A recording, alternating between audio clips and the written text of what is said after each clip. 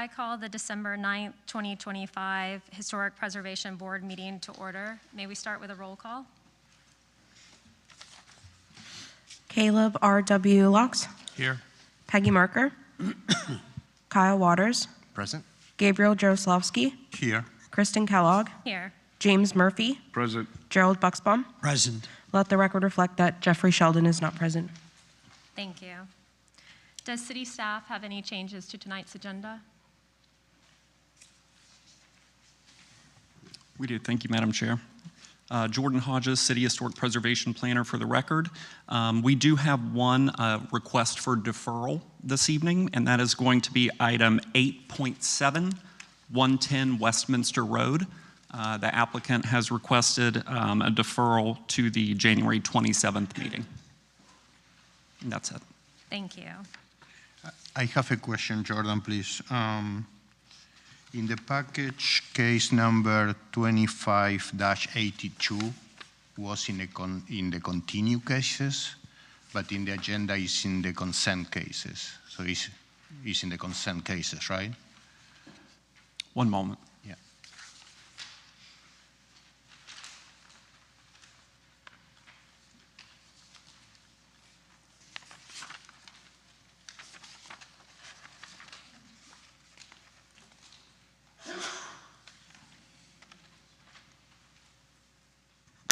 $25.82. 2582, yes. Yeah, 322 Marlborough Place. That is under the consent agenda. Perfect, thank you.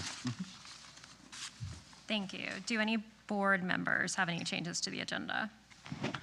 No, I have a question. Mr. Hodges, will we be getting the calendar for next year for those dates from soon? Yes, so we have that. I've got a little bit to share in my presentation, just my comments, but yes, we have that ready and we can get ready to publish that. Thank you. Thank you. With that, may we have a motion to approve the agenda? I move the board to approve tonight's agenda. Seconded. With the modifications as described. We have a motion and a second. All those in favor? Aye. Any opposed? The motion carries. Are there any changes to the minutes from the October 28th, 2025 meeting? No, I move the board to approve the meeting minutes from last month's meeting. Seconded. All those in favor? Aye. Any opposed? And the motion carries. Now, may we have the presentation of the Historic Preservation Planner? Sure. Again, Jordan Hodges for the record. Good evening, everyone. I'll keep comments short. We do have a heavy agenda this evening, but just a few updates and housekeeping items from staff. First of all, our 2025 Historic Preservation ad valorem tax exemptions. You all have seen 10 completed work applications this year. We were able to get 8 of their resolutions passed yesterday at City Commission. And then you have 2 additional ones on the agenda tonight. And if those are approved, they'll go to the January 5th City Commission meeting. And then the applicants would enter into their covenants with the city, and we would transfer that to the property appraiser's office and to the county commission for them to start their process. But 10 seems to be pretty high, judging from the records that I've found. So it's a great benefit to our residents to take advantage of this program. So we're really pleased to see 10 this year. Secondly, November is always the time when we do our reporting to the state. The City of West Palm Beach is a certified local government, and the Certified Local Government Program is a partnership among local governments, the State Historic Preservation Office, and the National Park Service. And it strengthens local historic preservation efforts and gives communities access to technical funding. One of the biggest benefits of being a certified local government is it gives us as staff opportunity to apply for grants through the State Division of Historical Resources, which are funded through the Secretary of State's office. And we are looking at potentially applying for a few grants coming up in the spring for some potentially looking at design guidelines or resurveys, things to kind of help out the program. But our reporting, so we forward the state all of the agendas, all of the backup, all of the decision-making. They can kind of audit that material, making sure that we're following, following our own program. But one of the interesting pieces of information to come out of that, and I'll give Anthony Mendez credit, he's our CLG coordinator. We discovered that the Historic Preservation Division processed 782 applications last year between permitting, certificate of appropriateness minors, and what all went to the board, which is just an enormous number. So this one's kind of fun. So we were invited to partake in a podcast with Jerry Mastello for WPB-TV. It is on the city's history, its architectural legacy, our historic districts, historic preservation staff, and the board, and how the program operates. It is up on the city's historic preservation page, and you can also find it on YouTube. But it's very fun, question and answer. It's lighthearted. It's a good 20 minutes if you have the time. So one other thing we've been working on is our historic structure plaques. So this is a program that's run in the city for quite a while, but it seems, so the city has not been offering plaques for the last little bit. Our old plaque distributor, Erie Landmarks, went out of business, and it seems between the complications with COVID and then the tariffs on metals, the prices for bronze plaques has just kind of skyrocketed. Our old cost was $190 to residents, and our current quotes for this same thing is coming in between $555 and $800 per plaque. So we're still kind of shopping around. If you have any foundries that you know of, we're all ears. And Jordan, just a quick question. For those metals, those are coordinated through city staff, yes, right? Through you and Anthony, but the homeowner actually pays for them. Is that the case?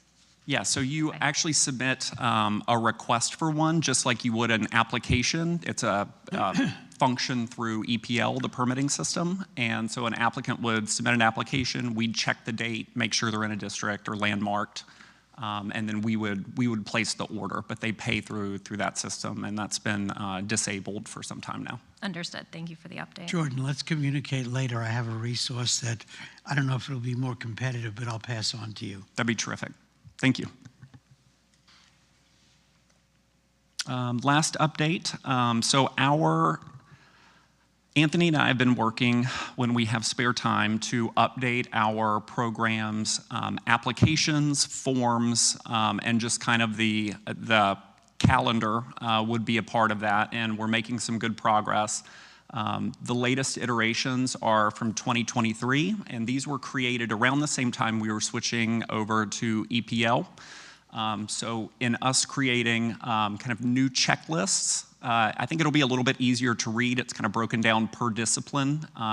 If you're submitting an application, you'll need this, et cetera. And then what we have to do after we get those constructed is basically reconstruct it in EPL, in our electronic permitting software. One thing that I think will be a big benefit is, so when you all access your project backup, sometimes the architectural drawings are all individual sheets, and that's how we've been accepting them because that's how EPL is set up. So a site plan is submitted separately from floor plans. What we're going to start requiring are just collated plan sets. So it's much easier to just flip through instead of going page by page. So that should be a helpful update coming up, and we're going to try to have all of this rolled out, hopefully, by January 1st. But we can, of course, send everybody the 2026 calendar and just kind of keep you up to date on everything. Okay, that's it. Thank you. Now it's time for remarks by the chairperson. The matters before us are quasi-judicial in nature. That means that we make our decision based on competent, substantial evidence that comes before us. We ask that you keep this in mind when making your comments. How this works is that the applicant will make a presentation of up to 10 minutes, 15 minutes if there is a demolition. Afterwards, staff will make a presentation. After staff, we will open it up to public comment. Public comments are limited to 3 minutes per speaker. The applicant may have a short rebuttal after the public speaks. To lead into this, we as board members need to disclose whether we have discussed the cases before us with anyone prior to tonight's meeting. Gerald, will you start us off, please?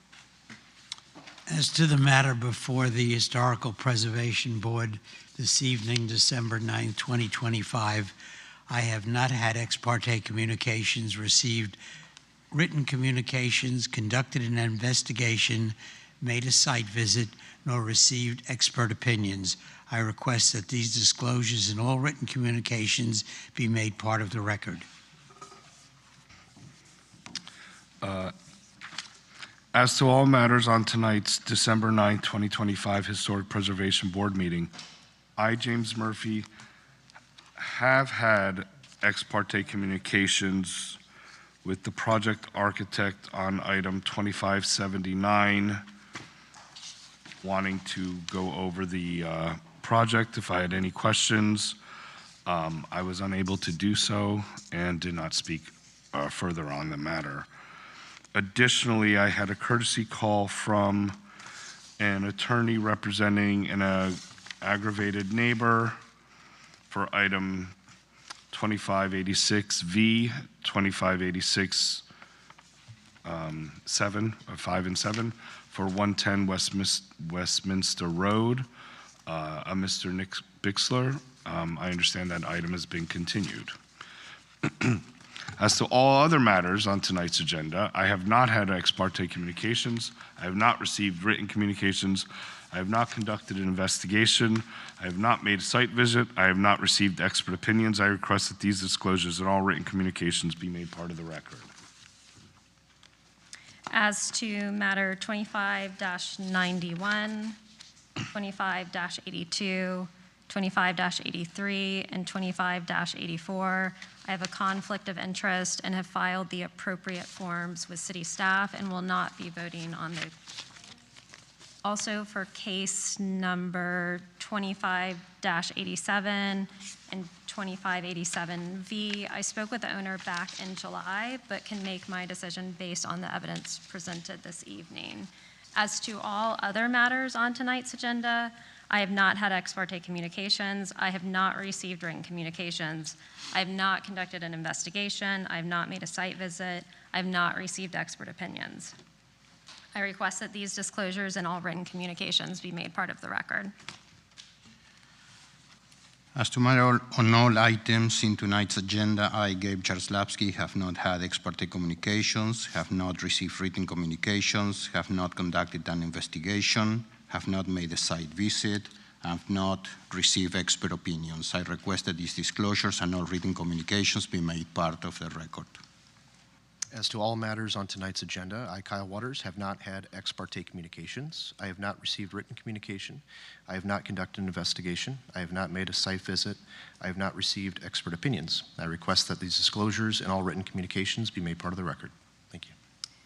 As to matter 2586 V and V2, 110 Westminster Road, I did receive a call but did not connect with the property owner on that. As to all other matters on tonight's agenda, I have not had ex parte communications. I have not received written communications.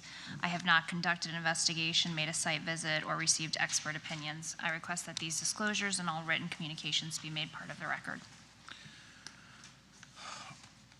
As to matter 25-86.5 and 25-86.7, I was contacted and spoke briefly with the neighbor of 110 Westminster Road. I also was sent an email by their lawyer, which I think was also Jordan was copied, then Jordan distributed that email to all of us. But I think I was emailed this directly. So, but I'm able to make my decisions based on the evidence presented in this hearing. As to all other matters on tonight's agenda. I have not had ex parte communications, have not received written communications, have not conducted an investigation, have not made a site visit, and have not received expert opinions. I request that these disclosures and all written communications be made a part of the record. Thank you. We are making an exception tonight based on staff's recommendation. Ms. Cullen, we received a comment card for general public comment, not relating to a specific case. Ms. Cullen, will you come up for public comment? Yes. Oh, I'm sorry. I'll speak into the microphone more. And Mrs. Cullen is a past board chair, so it's nice to see you back at the meeting. Thank you. Linda Cullen, 828 Biscayne. I wanted to make some general comments. It seems like lately people come and talk about the individual cases, but for two reasons I want to talk to you as board about the way things are progressing. In Flamingo Park, it's hard to believe that this is true, but our articles of incorporation were actually created 40 years ago. And they set up as a standing committee, historic committee. So things are very serious with us. We take it seriously, and I'm historic chair. So when 2 years ago, I guess it's 2 years ago, the unfortunate demise of a building in the 700 block of Cayuga took place by mistake. It sort of spurred a lot of things into action. So I started from that point for our neighborhood and tried to encourage other neighborhoods to do this, to find out what was on the agenda for any meeting, to get copies of the cases, that they could go and give the cases to people in their own neighborhood so that the people could say, all right, I'm reading this, I'm paying attention, because you have to pay attention. If you don't pay attention, you know what happens. And be able to make a decision as to whether they think that case is appropriate or not appropriate, and do or say something about it. So that's what I've been doing with Flamingo Park. So there are two cases on tonight's agenda that are Flamingo Park, but I'm not speaking directly about those two. What I am saying is that having distributed this information on these two cases, there's a lot of chatter in the neighborhood, curbside, street side. And what I'm really hearing is that they say, well, look, a lot of people say that the quantitative measurements have been met. Maybe the square feet have been met. Maybe the FAR has been met. Maybe everything is T crossed and I dotted, but they feel that people aren't taking into consideration the qualitative, and that's very hard to judge. And that's oftentimes up to you to say whether, do you think what staff has a recommendation about what staff thinks, you have a recommendation about what you think in the ultimate vote as to whether something is appropriate or not, okay? That's what I'm hoping to get across to the general discussion. Beyond that, because of the unfortunate tearing down of that house, we have the Preservation Foundation. And when I normally think of that, and other people think of it, they think, well, okay, so you guys are gonna like preserve buildings. Well, that's nice, and we hope we do. But more important tonight, I want to stress the idea of preserving districts, because this is the qualitative measure. When these districts were created in the very early 90s, they were put together with boundaries that delineated housing stock that was very similar.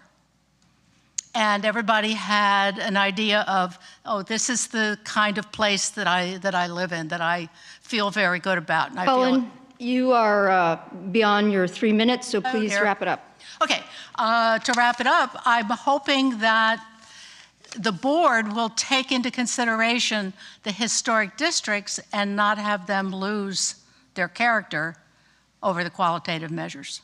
Thank you.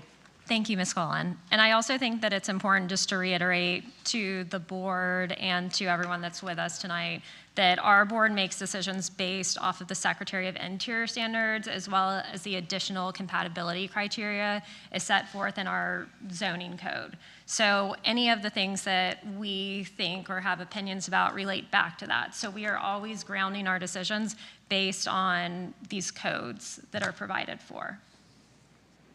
And one of those does speak to the compatibility of other structures, which I think Ms. Cullen is, referring to. So that ties back into what she's mentioning. Okay, thank you again.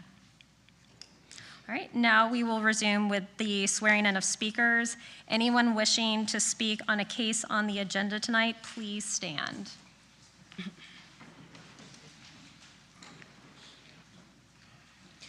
Do you swear or affirm that the testimony you're about to give is the truth, the whole truth, and nothing but the truth? Thank you.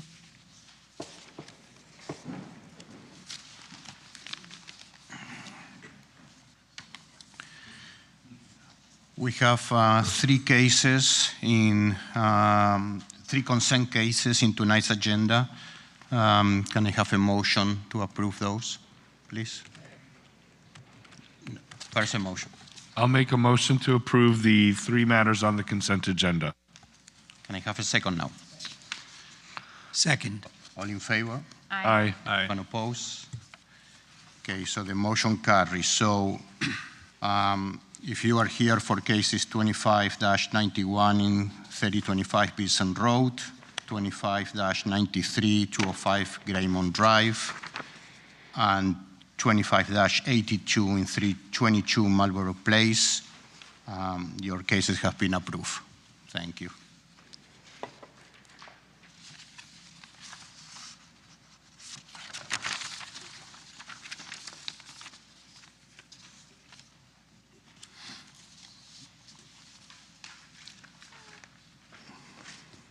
Our next case is continued item 25-61 for 229 Plymouth Road. May we please have the applicant presentation?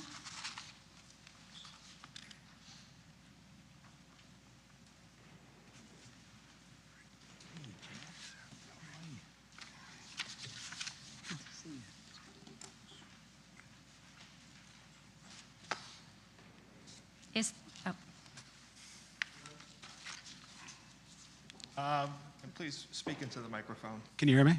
Yeah. So we are planning on restoring 229. Sorry to interrupt you. Just state your name. Oh, my name is Zach record. Thornborough. And is this your address? 229 Plymouth, yeah. Perfect, thank you. We would like to restore this house to its beauty and do an addition on the second story where there's an existing flat roof. That's the general render right there. Those are elevations. Do you have any? It's pretty straightforward. Add. Do you have any questions? Yeah, we can actually do the staff presentation and then we'll do questions for both of you at the same Cool. time. Thank you. All right. Staff's presentation.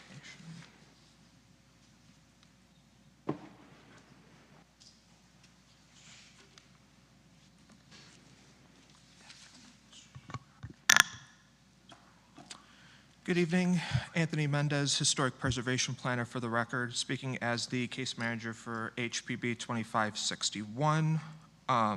Subject property is located in the Bel Air Historic District. It is SF14C2, that's short for Historic Single Family High Density Residential Context 2. The structure as it is today constructed in 1924 in the Mission Revival architectural style per the designation report for the Bel Air Historic District. This is a contributing structure.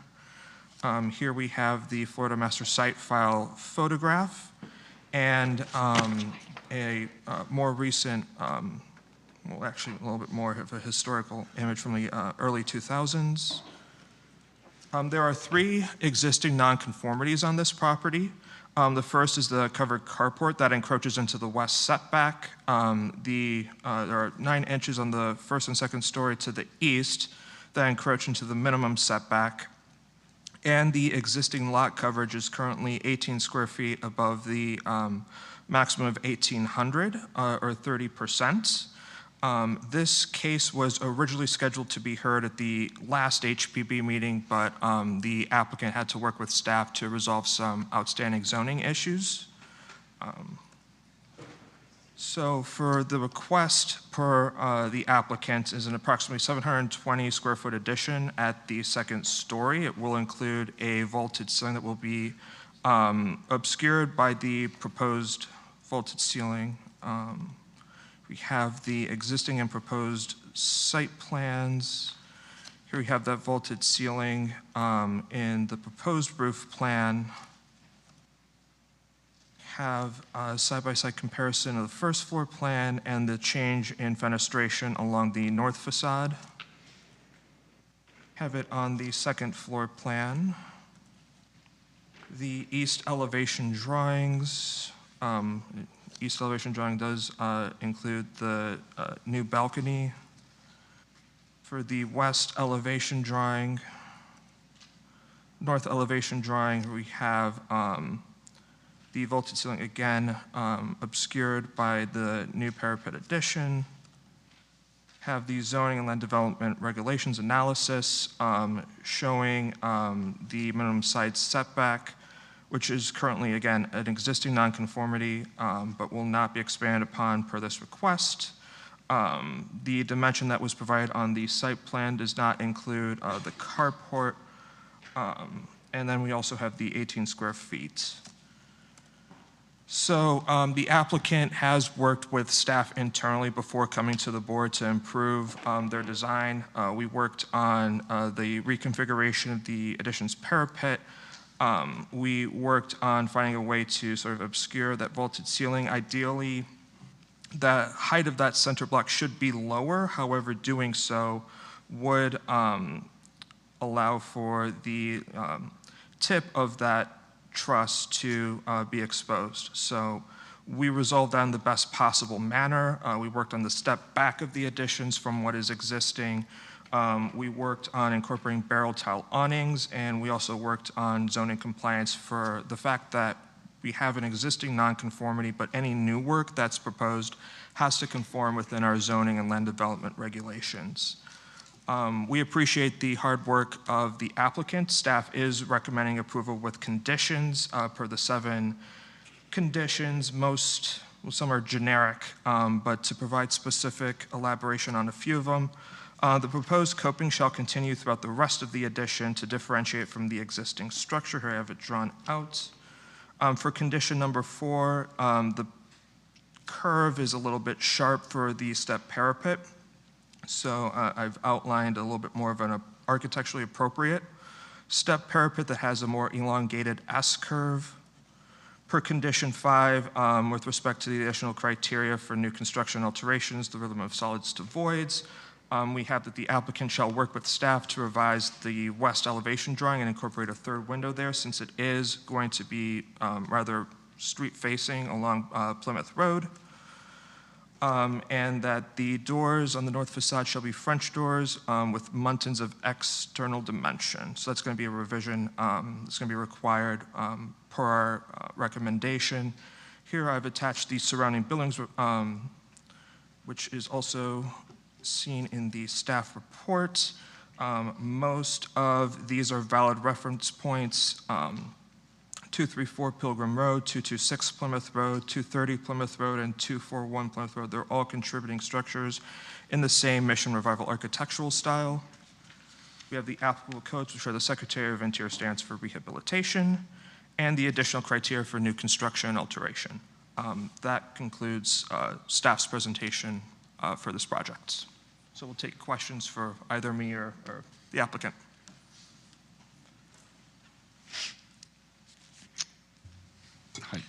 Yeah, I have some questions. Thank you, Anthony. Do you feel that the removal of that top pitched roof enclosure, is that original? And staff's okay with its removal? The staircase portion, right? Yeah. Yeah. Okay, this is the slide that you're referring to, and you're referring to this staircase portion, is that correct? Well, that shows the whole second floor is being demolished. Yeah. So the whole second floor is being demolished? Yes, with the introduction of the 3 parapets, the vaulted ceiling, and the parapets to the north elevation. And this is a contributing building? Yes. And the existing second floor is a flat roof structure? Yes. Just Yes. Except for the roof structure. Except for I mean, these- the stair structure. Except for that little triangular stairway. Okay. Generally, I like the idea of this project, but I think there's some, I have some issues with how it's getting there. Okay. We're keeping the original east side of the house the same. We're just adding on to the west side. So we'll still have that look that it has now for years, since 1924. But you, I think the look is going to actually kind of dramatically change, respectfully. Okay. Like I said, I like the idea of adding a second floor. I'm not opposed to adding an addition to the second floor. But that removal of the second floor in its entirety is problematic to me. It's not entirely being removed. That's what Okay. I'm saying. Just the roof part is. I think they're, I'm not following. the drawings, like with the applicant's submittal sheet, it shows, this drawing shows that you're removing the second floor. Like, that's what the drawing So you're just removing the roof of that part? Right. Okay. Yeah. But In any case, I do have some concerns with the execution of the second floor additions, Okay. the demolition of the second floor elements, the hierarchy of the second floor additions. But I, again, like the idea of adding to a second floor in this. I have a question for the applicant. Did you explore keeping it as a parapet roof for the additions versus adding a gabled roof that's actually just hidden behind We did that extended to parapet? increase the height of the ceiling, but the parapet goes around. It's still there. The gable shows on the 2 ends from what the drawings show. The 2 little gable ones. Were you thinking, tucking that in more? Well, Get tucking you that know, out. in elevation, it looks clever, right? It looks like it's hiding it, but as you would Yeah. actually experience it on the street, you would see a gable roof that's just meeting a Oh, on the- parapet. okay. Right, and I think that really changes the massing. You're also looking at, the dimensions are kind of different in different places, but there's 3'6" in one area and 5 feet in another in terms of where the top of the parapet is. Like, for increasing that height, which is pretty substantial, like when you're looking at the overall ratio of the structure. But I mean, overall, I'm in support of being able to add a second story, especially considering that right next door to you it's being done. Yeah. So, and, you know, I think it's about differentiation and keeping the scale of the structure. Any additional comments or questions? What's the pitch of the new roof, of the big vaulted roof? Is that noted anywhere? I don't know off the top Oh, of my yeah, head. 2.5 and Yeah, 2 and 2.5. Yeah. I'm not sure if that even will work well with barrel tile. It does Usually- not. Yeah, I think bare minimum is 3.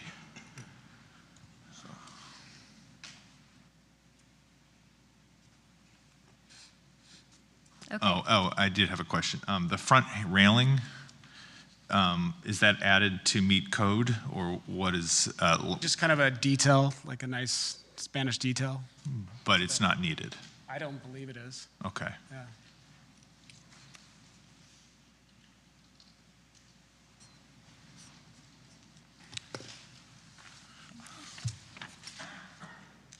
All right, thank you.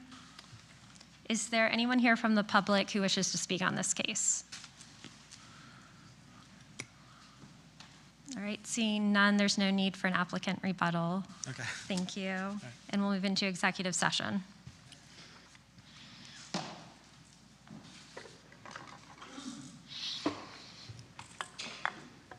I'm in agreement with the roof. I think we need to keep it as a parapet roof. I'm not actually sure you're getting much ceiling height that you think you're going to have, because you're going to have a massive span. And I think if you broke the roof massing up, you would reduce your spans, have bearing points where you could have different truss systems, even simpler spans, and get a maximum roof height inside with just regular flat roofs. I'm not sure the giant truss is going to get, first of all, we don't think it works aesthetically with the house, but I also don't think it gains you much having a massive span across the entire second floor. So breaking up both the parapets and the spans will probably help everything. That's my gut reaction to that. But yeah, in general, I think it would free up the options for reintroducing the hierarchy, a little bit better hierarchy with the addition that we want to see. But and the other thing is I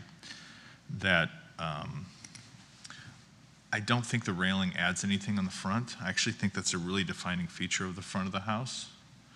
I would keep that sort of swoop that's on the side, because it doesn't even look like you're connecting the two roofs or the balconies. I think that's important to keep.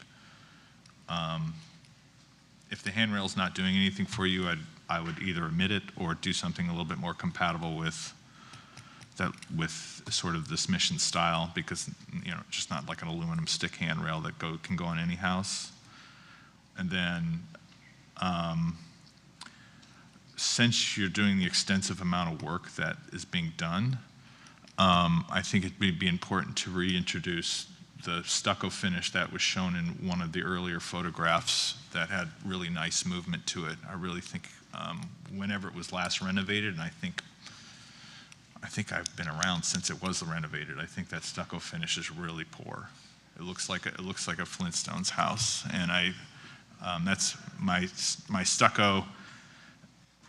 My comments on previous hearings about stucco finish stand. I think we need a little bit better definition, speaking to craft and qualitative things that are important. I think nice stucco finishes are important to reintroduce and keep.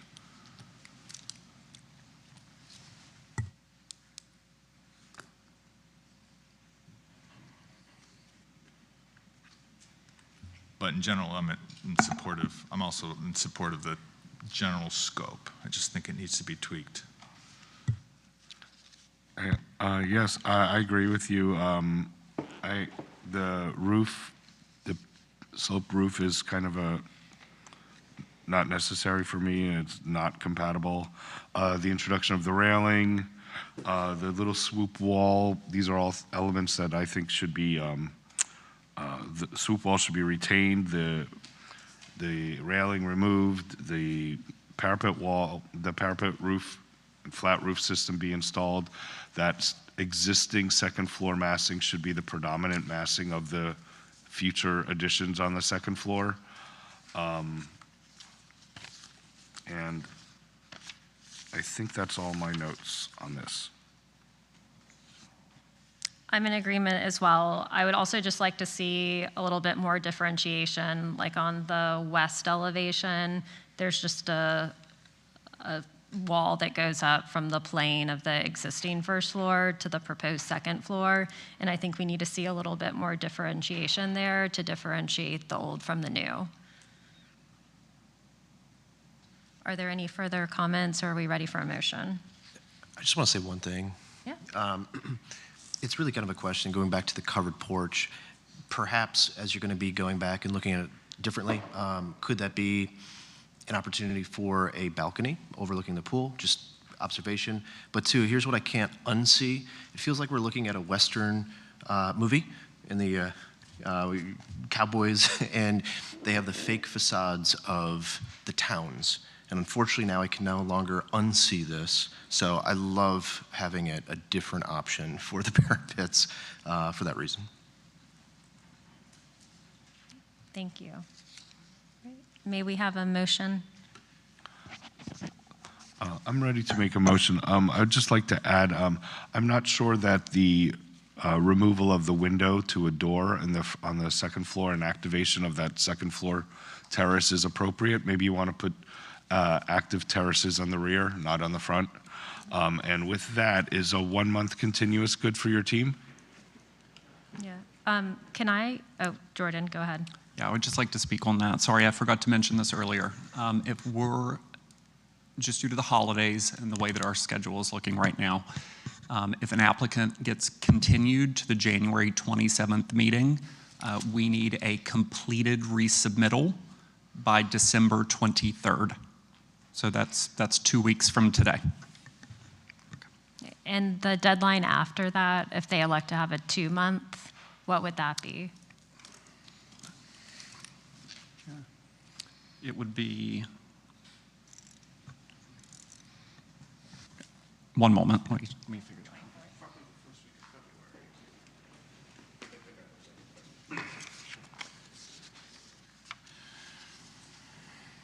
At the end of January. out. To February would be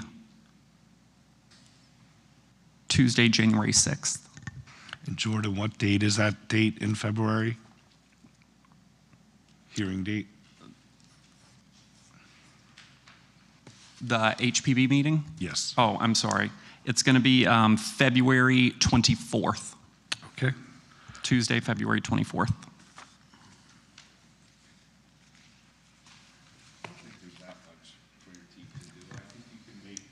I'm sorry.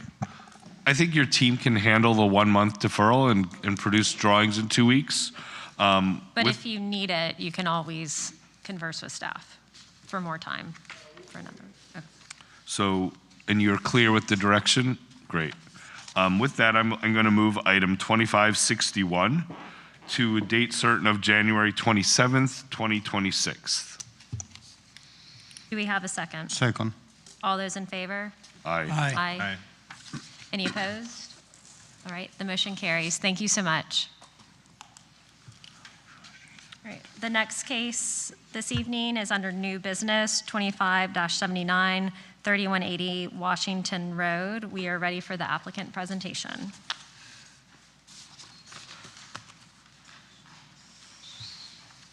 Absolutely.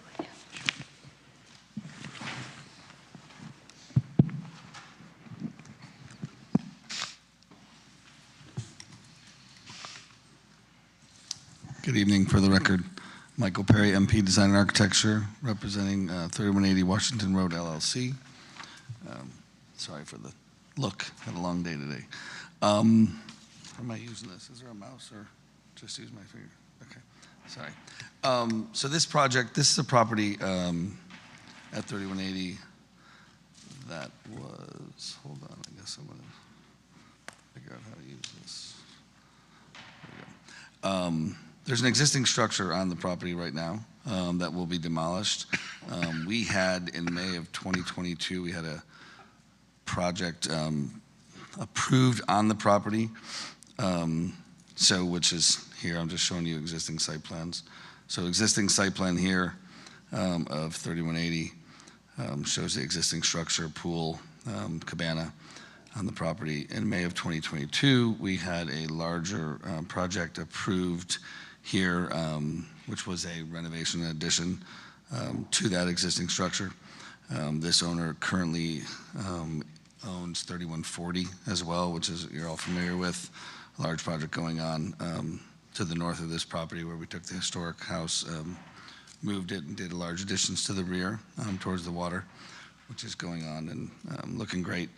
So what they've decided to do is actually do a smaller project, tear the house down at 3180 and do a smaller residence there. Would be actually served most likely as a home for one of their children. They don't want to, you need a title of the property, but they would use it for that purpose, more as a guest house, but again, keeping it as a separate property. So the new project that we're proposing here is the site plan you see coming in, keeping sort of the structure to the south of the property. We have a 3-car garage. It's very similar in style and layout to the original approval that we contained, but a lot smaller. in the sense, and stylistically similar to what was approved before and what is on the rear of the 3140 property right now. So here you have the site plan of that proposed. We've answered some staff comments about the house. The house will have to be set at 10 feet, 3 inches based on FEMA. So we've worked the driveway out to get to the garage and then working up to the entry. I'll go to the floor plans. Actually here, just looking at the properties, you see our project at 3140, our new residence at 3180, and the project to the south at 3200. And then below you see all the way across going further to 3130 as well. Here's some photos of surrounding properties. The 3180 is up in the upper right-hand corner of the existing house that'll be demolished. And then properties up and down Washington, as well as 3200 just to the south right here. So that was the existing first floor plan, that of the existing house. The existing second floor plan. This again was the May 2022 approved project, which was a addition and renovation, first and second floor plan. And then our new floor plan, again, smaller in size, very similar in style, in a more modern Mediterranean look to it. So we have a 3-car garage, the entry that brings us into a kitchen and living area with 2 bedrooms on the lower level and a small bedroom next to the garage. Second floor will contain sort of a staff area above the garage, and then you have a master suite and exercise room, gym on the second floor to take advantage of the views. There's the roof plan, the proposed roof plan. Then these are the elevations of the existing house, and then that'll be demolished. And this is the previously approved from May 2022. And then our new elevations. So again, similar in style, will be a stucco finish with a handmade barrel tile roof, solid cypress outlookers, a metal louver colored in a similar to the cypress look around the house, similar to what we have on 3140 as well. Wood garage doors. We have a planter that is clad in coquina going around the string course between the first and second floor. We have aluminum bronze colored viewscapes by Brumball doors and windows. Same what we have at 3140. Here's your north elevation and your west elevation. Here's your south and the east elevation. And I can get to some sections and then renderings. So there's the rendering looking to the southeast, looking directly to the south, looking from the east back to the west, and to the southwest. That concludes our presentation. If you have any questions, happy to answer them. Thank you. We'll move into the staff report next. Thanks, Michael.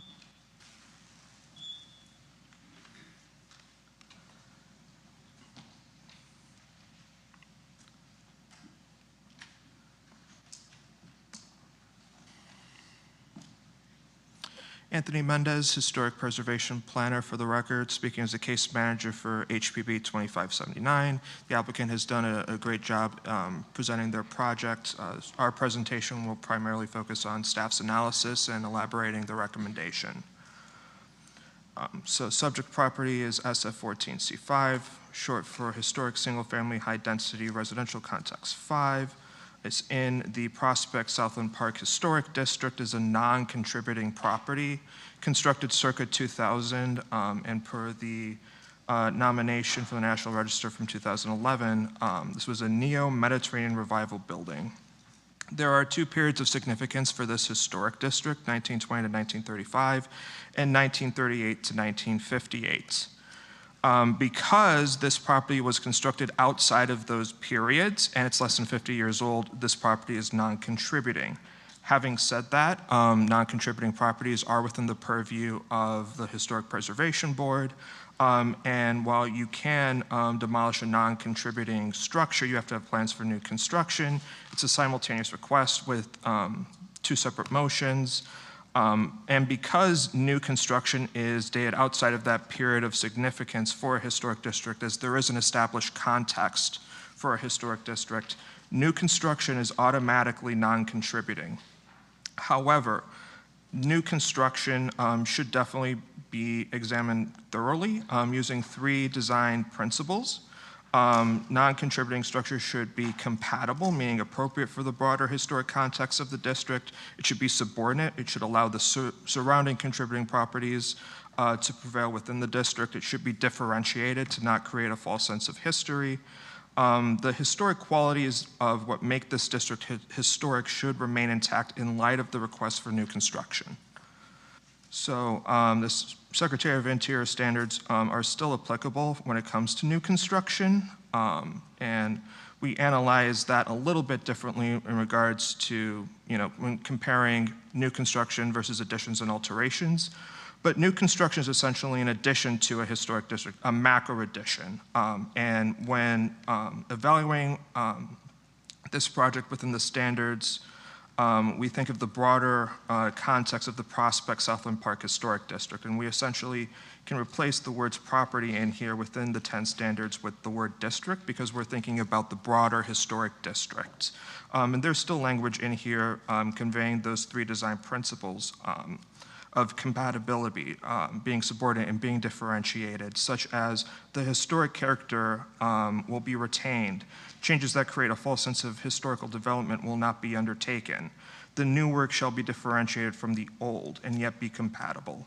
And in addition to that, the National Park Service has outlined specific guidance on this topic, so we referenced that in our analysis. And also, the additional criteria for new construction alterations has specific design features to consider when it regards to new construction. We have the surrounding buildings of 3180 Washington Road. Unfortunately, staff does have concerns regarding this project, and they are too substantial and too complex for us to move forward and resolve through conditions. However, we don't want to go the route of denial, as that's not a propitious route for the applicant. We are recommending a deferral to allow this opportunity for staff to present their concerns, for the board to provide additional feedback, and come to a resolution for the 1-month deferral. The staff report listed 5 items of concern. Please disregard the first one on zoning. Yes, please disregard the issue of wall height at site setback. Thank you to the applicant for noting this. In their elevation drawings, they do need to provide an additional 1 foot 6 inches of setback, so we have that highlighted. So they do comply with that. They do have to provide a landscape drawing in the future, but other than that, the zoning aspect is resolved. Moving forward to the next item of concern is the entry sequence. We've noticed that along Washington Road, that entry feature is of prominence, and for the entry feature in this proposal, it's perpendicular on the north elevation from Washington Road. Fenestration is also an issue, to have the very tall windows and just the very high ratio of wall to ceiling windows was not necessarily compatible with 2 of the surrounding properties for 100 Roosevelt Place and 3131 Washington Road. Design style was another one of our concerns. We found that the barrel tile roof and the more contemporary look of the rest of the house was not compatible. We found one surrounding building that was a great reference point, 3135 Washington Road, that's in the streamlined, modern, international style. Staff finds that utilizing the corner windows and the eyebrows is a little bit more appropriate, and implementing those design characteristics into this proposal would help with compatibility. The final one is finished floor. We see that the survey marks are around 5 feet, but yet in the elevation drawing it shows at 10 feet 3 inches. So the applicant needs to depict how you're accounting for that 4 to 5 difference on the opposite side of the covered pavers.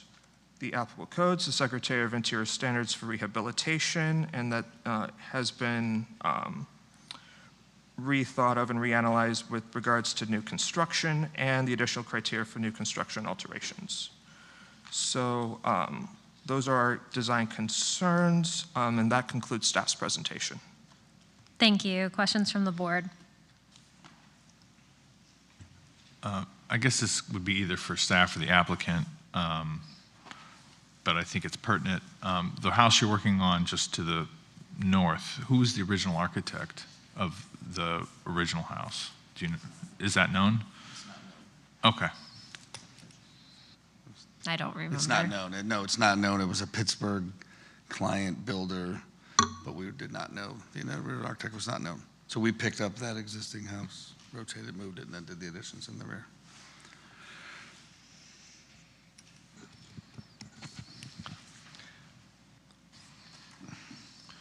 Thank you for bringing up the elevation concern. I noted that myself. Anthony, is there, the City of West Palm Beach does not regulate the amount of fill you can bring onto a site in any given location? So from my understanding, that happens at the time of designation of a historic district. So you need to have 50% plus one of contributing structures within a historic district to make a district, historic. But in terms of post-designation, I'm not quite sure. I'm sorry. Of that regulation. I'm sorry. I'm not sure my question was clear. Okay. For new construction? Yeah. The finished floor elevation has to be at the base flood elevation +2. Yes. So in order to do that, you have to elevate the site in certain parts. Yes. And you have to obviously allow for access from a lower lying street with the driveway and pedestrian access. Mm-hmm. Does the city allow a developer to fill the entire site at that base flood elevation +2 from property line to property line?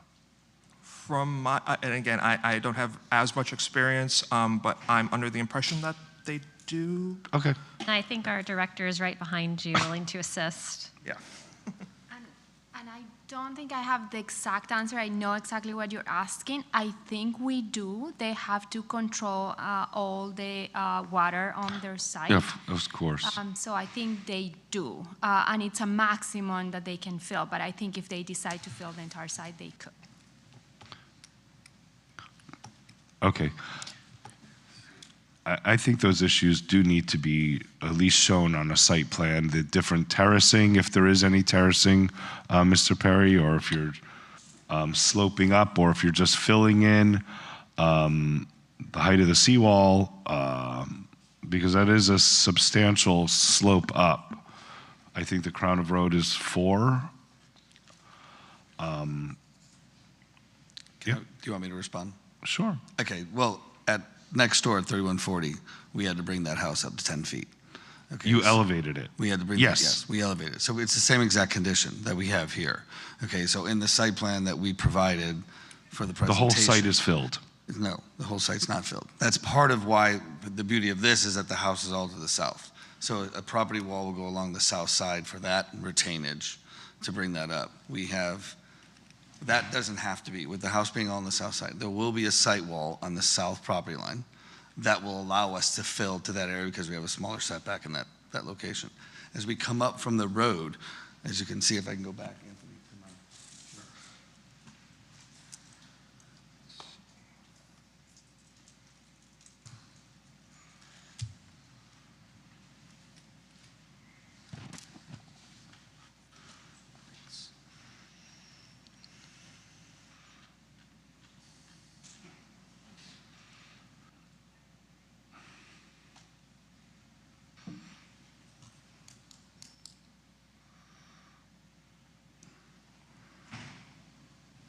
Okay. So again, the property's to the south, the house is to the south. So that 15-foot setback, or the small setback on the south side, there will be a property wall there. That will be elevated. As it goes to the west, it'll lower down to the road because it goes past the garage. The garage is lower than the finished floor, so it's only at 9, because it can be that way because we can have flood vents. So the same condition that we're going to have, we have topos coming up the driveway, getting our motor court to just below the 9 feet where the garage is, okay? And then as we step out, we can lower the property and we can raise it from the west end of the house, east end of the garage, to the west, or to the east as it goes towards the seawall. The seawall then will be raised to match the seawall that has been raised at 3140. So we'll raise that area, and those properties will now become integrated together with their grades. And as it goes back towards the street, it'll get dropped down around the driveway and get down to the thing. So we're not raising the whole property. We'll be raising the property to the east to that point, which they did. To the I understand. To the the one to the south of us is raised, as is the one to the north of us in that sense. But to the west, it gradually gets down back to the road. And the property to the south is a newer construction, so is already at that required elevation? Correct. So your elevation will be in synchronization with those heights? Yeah, all the properties along that will be in. All right, thank you. And then another thing, while I'm up, can I speak? We did a revision of the fenestration of the entry facing the street, so I can pass that around if you'd like me to. That would be great. There's 3 copies of it.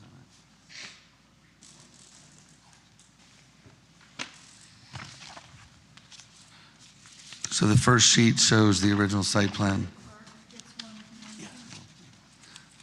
The first sheet shows the original site plan, and then the second sheet shows a new floor plan with the entry bumped out to the north so that the front doors can face west as requested, and there's some renderings that show that as well. And one of the things about this style, I think if we go back and look at what was approved on this property at 3180 for the renovation in May of 2022, which is still in existence, it's very similar to what that was approved previously. So that's the style we went with off of what was added to the back of 3140 as well as what was previously approved in May of 2022.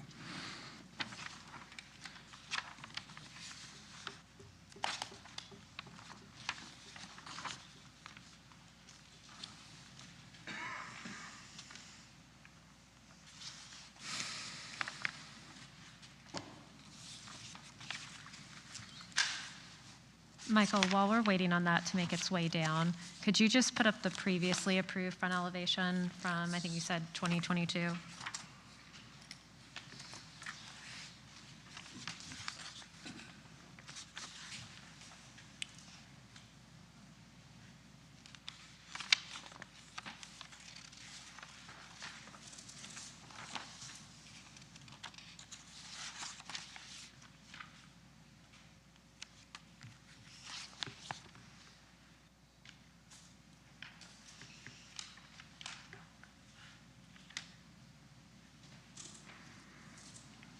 There's west and east.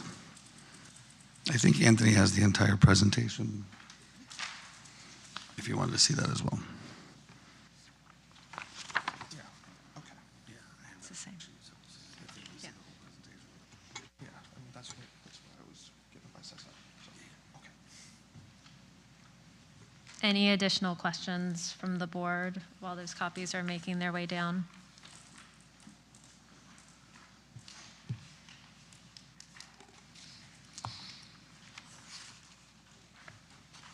Okay. Seeing none, we will move into public comment. Is there anyone here for this matter who wishes to speak? Okay. Mr. Perry, would you like any kind of rebuttal?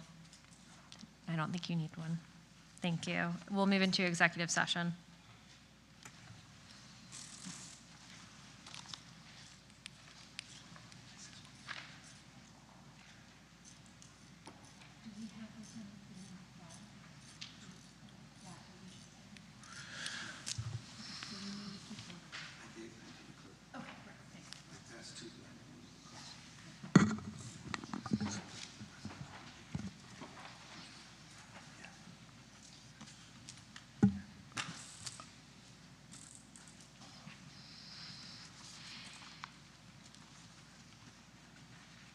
Would anyone like to start us off in executive session? Yeah, well, I'm in agreement with the deferral.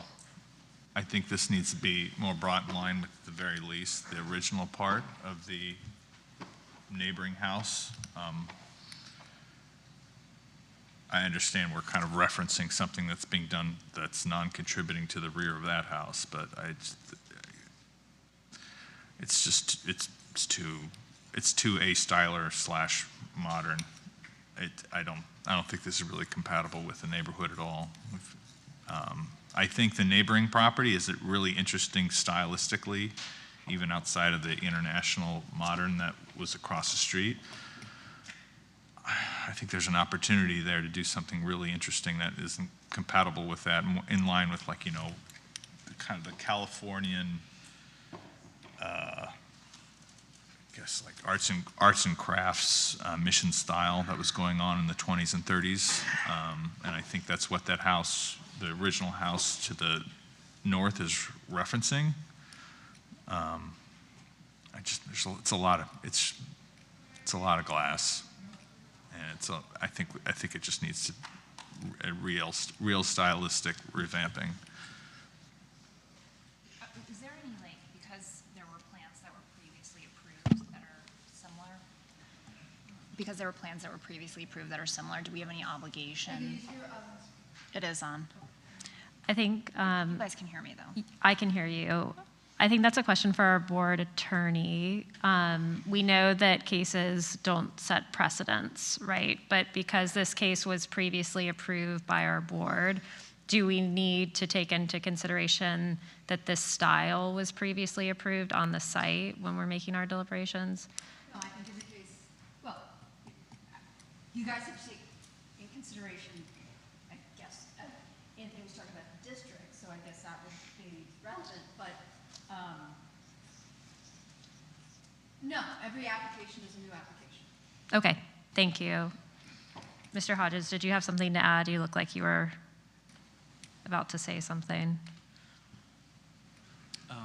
The ordinance in a few locations, when it speaks of compatibility with contributing structures, right? So I don't know if in this case it would be 100% applicable. I'm sure we could figure that out through a review of the code, but when the code talks about compatibility in terms of, you know, window shape, roof shape, and the additional criteria, it speaks to contributing buildings. And not what was previously approved. Right. Thank you. Jordan, to clarify, there was a comment on this one saying they were going to use this as like a guest house. Is that accurate? I have not heard that.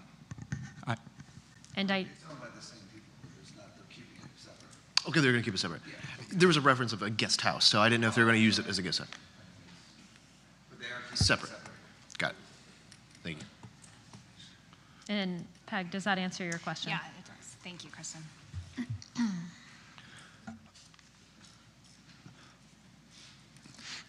I kind of tend to agree that a deferral is needed. I'm less concerned about the style and that, partially because of its neighbor, partially because of what was previously approved. But I just don't think this works. I think it looks unfinished. And even in this revised plan, the floor plan is better than the one that we have in our package with the new entry sequence. And the application of the, I don't know if that's metal or the cypress wood cladding, it just seems kind of appropriate on the neighboring property to the south, but on this one, it seems like it doesn't even make sense where it's being applied, like in front of some windows, but then some blank walls. I just think it needs some further work, and I think that it would benefit from proportion of the solid to voids as expressed in the staff memo rather well. I think would benefit the project. On a side note, it does kind of lend itself to an air of just kind of a goofy site plan on a probably amazing site and lot that doesn't seem to really capitalize on the views and is awkwardly sited along one side of the property.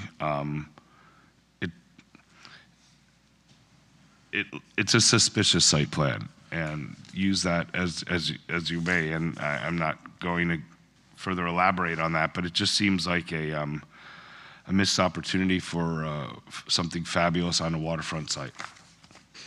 I'm going to interject just briefly here. I know that staff called this deferral. It really is continuance. So that's just for the record.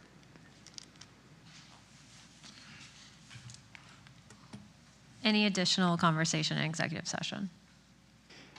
I totally agreement with all what was said. Okay, so it sounds like in general, the board is in agreement with staff's comments about how they would like to see the application revised. I just want to make sure we're giving the architect definite guidance if that is the direction that we're headed. I'm seeing nodding. Okay.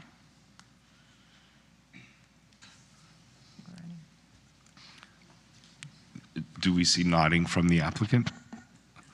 Oh, Michael, ouch. Okay, so then I move to continue item 2579, 3180 Washington Avenue to the January 27th, 2026 HPB meeting. Do we have a second? Second. All those in favor? Aye. Any opposed? All right, the motion carries. We will see you back. Thank you, Mr. Perry.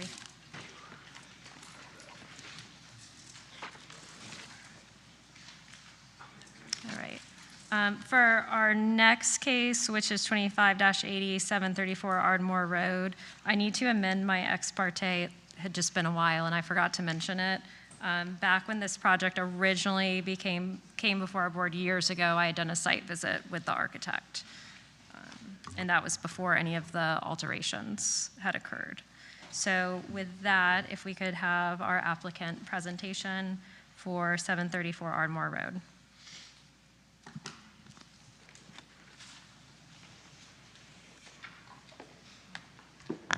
Good evening. David Lawrence of David Lawrence Architecture, representing Mr. Khaled Hamed on this project. We've had a long journey on this one, and I think we're close to the end. I think that the front of the house is doing what it's supposed to do, and I think we're pretty pleased with how that's turned out. I guess as my client has been working, we've been working on this together, he just felt more and more that he really wanted to come back and ask the board again to consider the apartment, and then also as he assessed his needs for the property, he thought that he wanted to do a little more outdoor entertaining, and that a cabana would be an appropriate thing.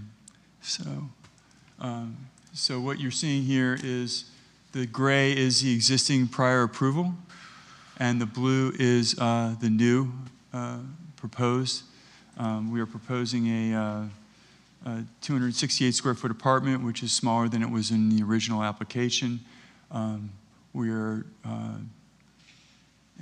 also proposing a 300 square foot cabana, which is shown in the southwest corner, or southeast corner. So let's see, without a mouse, I'm lost. Okay, so the second photograph on the upper portion shows you the existing house, which is coming out well. This is just some of the adjacent context. And then this is the prior approval from the street, and this is the proposed approval. We bear in mind that the proposed apartment is 92 feet from the street. So I think that it has a very minimal impact on the street and will address the issues of the two neighbors and their concerns after that. The proposed cabana is, so we're utilizing the accessory variance, which is 9485E, So the cabana serves as our accessory structure to gain us additional FAR when we comply with coverage. So I met with the two neighbors to the east and the west. And they had different concerns, and so I'd like to address some of those concerns today. I guess you have their letters of objection, which they shared with us. So when we obtained the letters of objections, we immediately set meetings with them to see if we could come to some agreement as to, if we could work something out. After meeting with both of them, it didn't seem that either were in favor of either addition. But what we're prepared to do is some enhanced landscaping on both boundaries. So at present, there's a 36-inch Calusia hedge on the west boundary and the east boundary. And we're willing to more than double that to help mitigate the appearance. And, my client, just like they don't want to look at my client's building, my client doesn't want to look at their stuff. So we're going to do everything we can. And unfortunately, I was not able to meet with them until Friday, and our landscape architect was not able to prepare an alternate plan to show you what we're proposing. But the idea is as tall as we can reasonably do to help mitigate that. And so that's what we're offering. And also, I think the neighbor to the east had complained of some dead plantings as a result of the high screen walls that cut out the light. And we're willing to work with her to replace those items that have been damaged or lost, so that, that's the best we can do other than just not do what we're proposing. So we did try to work with them as best we could. So that's my presentation. Thank you. Oh, well, I guess I'm sorry, let me just go through this a little further. So this is, okay.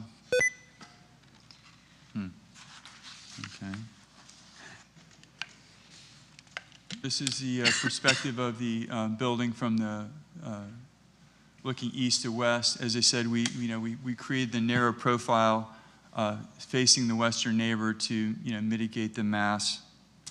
And then that's a view of the accessory structure from partway down the driveway.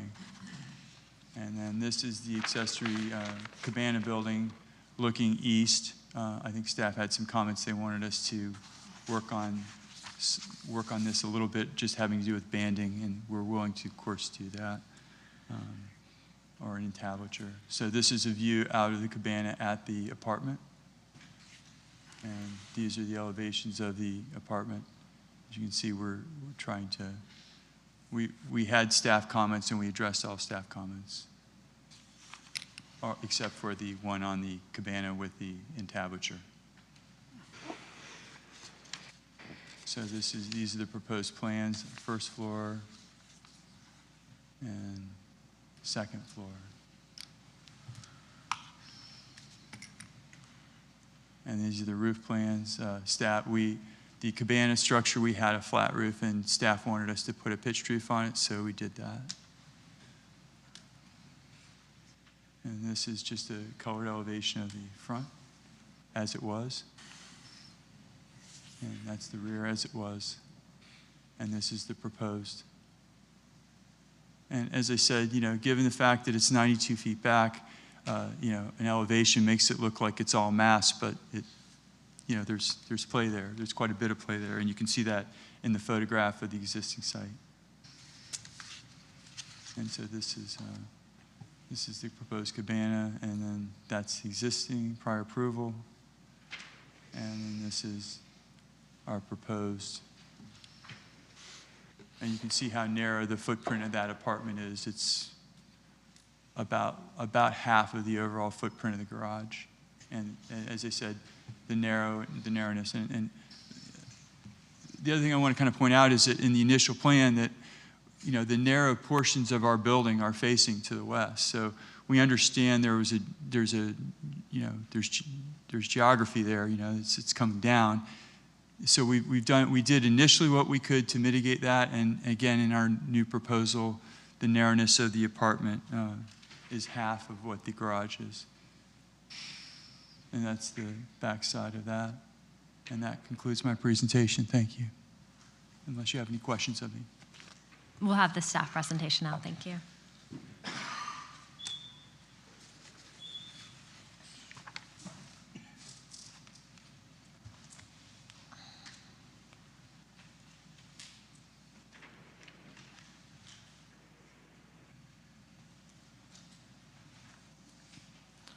Anthony Mendez, Historic Preservation Planner for the record, speaking as the case manager for HPB 2580.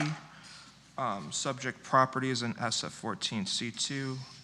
It's a contributing structure, constructed in 1925 in the Mission Revival style, is in Flamingo Park, which was locally designated in 1993 and listed in the National Register for Historic Places in the year 2000. There is a history with this project. In 2024, they did go before the Historic Preservation Board with the request for the demolition of a portion of the existing structure, approximately 3,000 square foot addition, construction of a new accessory structure, window and door modifications, and some site work alterations. Here we have the photographs provided by the applicant. In this proposal, again, they are requesting the 268 square foot addition, which is a second story, and construction of 300 square foot pool cabana. We have the section drawing that the applicant provided and highlighted portions of the site plan with respect to the elevation drawings along Ardmore Road. We have the south elevation drawings showing existing and proposed, east elevation drawings, the west, and our zoning and land development regulations analysis. The one note was that if they are applying for a bonus of 3%, they are going to have to demonstrate or show the dimension for building separation. Per that section of code, you have to have a minimum of 15 feet of building separation between the primary and the accessory, so that has to be provided in order for them to get that special exception, and that's one of the conditions per staff. The applicant has worked with staff internally before presenting before the board to change the roof design, to change the cross-shaped plan that they had originally into a more simplified plan. We've also worked on reconfigured window configuration, have the 6-light pattern with that singular vertical muntin.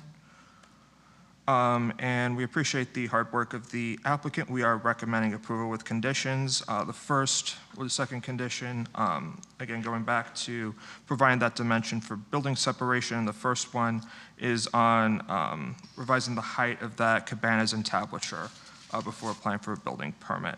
And so elaborating on that condition, ideally, the height of that entablature should not exceed 2 feet 3 inches, which is 25% of the column height. We have the surrounding buildings analysis. And staff did receive 4 letters of email correspondence. The first 2 you have hard copies of. First one is from Stephanie Smith, which was submitted December 3rd, 2025. This one is from Nancy Vergadamo from 730 Ardmore Road. This was from last Sunday. And then we did receive 2 this morning, one from Stacy Allen at 801 Ardmore Road and 827 Biscayne, which was about 2 hours before this meeting. Applicable codes, our Secretary of Interior stands for rehabilitation, and our additional criteria for new construction and alterations. With that, that concludes staff's presentation. Do we have a copy of those last 2 emails that were sent? Or? No, because they came in today. They just came in. Can you just leave them up so we could read them? Yes, you can. Yep. Okay. Oops.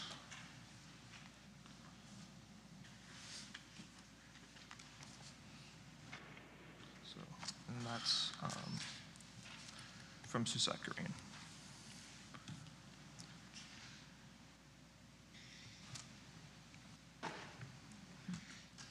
Okay, do we have questions from the board for staff or the applicant? I'll start.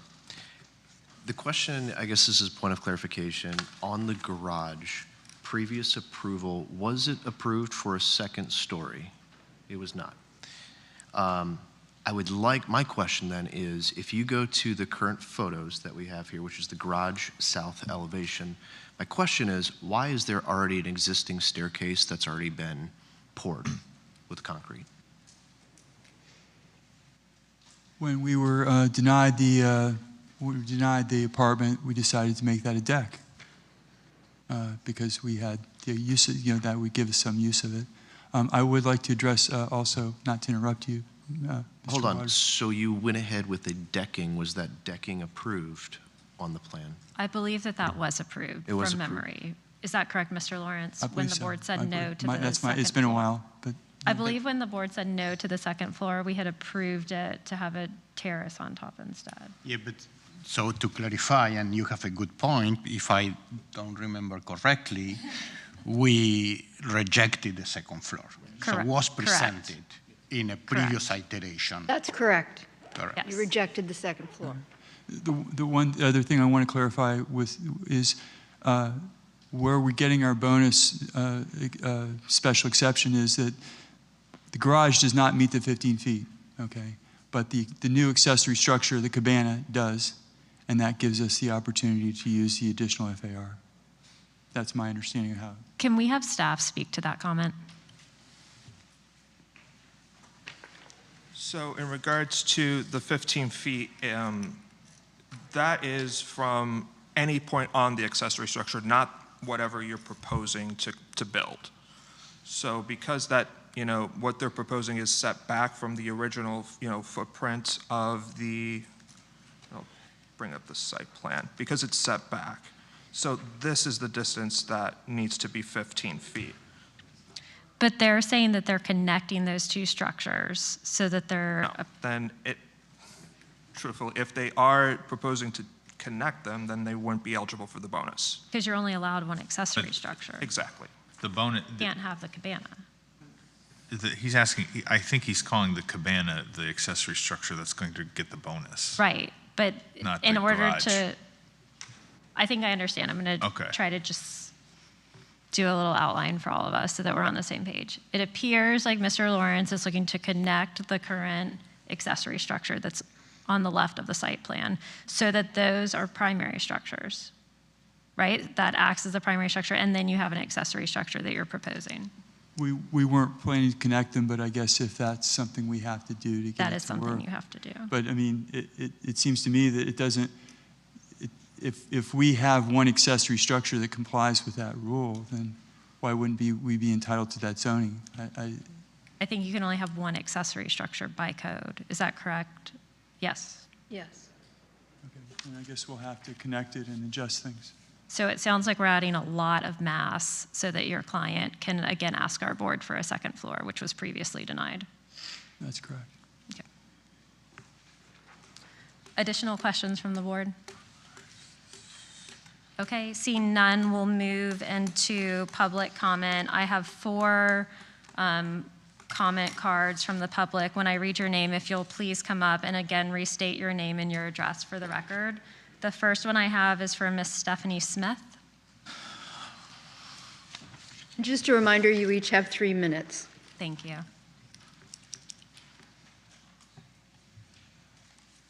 Hello, I'm Stephanie Smith. I live just west of this house. And before they started construction. And they- your address is 746. 46 Ardmore. And I sent the email with the photos so you can see my perspective from my yard.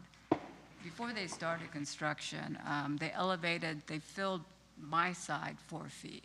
So from my yard, the existing buildings already are over the fence. And then there's a 6-foot chain link fence between the 2 properties. Because of the 4-foot fill, I can see construction guys walking from the waist up from my side of the yard. And then they're talking about adding a second story to the garage that is 5 feet from the property line. So this entire project is so out of scale for this street. And then adding even more square footage, it's, Linda Cullen was talking about the qualitative quality of this neighborhood, the nature of the neighborhood, the character of the neighborhood. This is completely out of character. So obviously, and also the privacy, the original plans for the landscaping as depicted had trees, tall hedges. Now they're talking about 36-inch calusa, and then they're acting like doubling the size of that is going to provide so much. That's like a big give on their part. That's absurd. You know, while they have a right to build their version of where they want to live, you should also respect the privacy and the homes that already existed, that just wanted a simple, modest street, quiet, quaint neighborhood. You know, so these people already exist. So let's also allow them to exist. Thank you. Thank you. The next card we have is from a Miss Nancy Vergadamo. I'm sorry, I'm sure I didn't pronounce that correctly. Hello, Nancy Vergadamo, 730 Ardmore Road. My house is located just east of 734 Ardmore Road. The proposed cabana and the second-story garage apartment, which was previously denied, is obtrusive to the surrounding neighbors. You can actually see on Stephanie's side, you can look straight down, and it's only a one-story now, so a second story would definitely be over the top. And as far as the cabana, that picture that was on up here, it looks like it's a 100-square-foot cabana, but this is a 300-square-foot cabana, so that would be 30 feet long by 10 feet wide, which would be 5 feet from my property line. And also, I'm going to bring up what Stephanie said about the calusa, that they want to plant only 36-inch calusa, which will not provide any privacy to me or to Ms. Smith. And I've already had a few run-ins with the owner. I mean, he hired his landscaper and took a machete and destroyed $5,000 worth of my plants, which some of them were replaced, but now they're all dying because the construction fence is up. So, but he also came into my backyard and tore out like 8 of my traveler's palms that were 40 feet tall. So I'm not really sure if, you know, if he's going to actually plant hedges that would provide privacy for Ms. Smith and for me. I just don't trust that's going to happen. And that's pretty much all I have to say. Thank you. Thank you. And I have 2 other comment cards for people who do not wish to speak, so I will read your comments. But if you are here for the public and you have not given our board secretary one of these comment cards, we do need you to do so. So I'll start reading the other 2.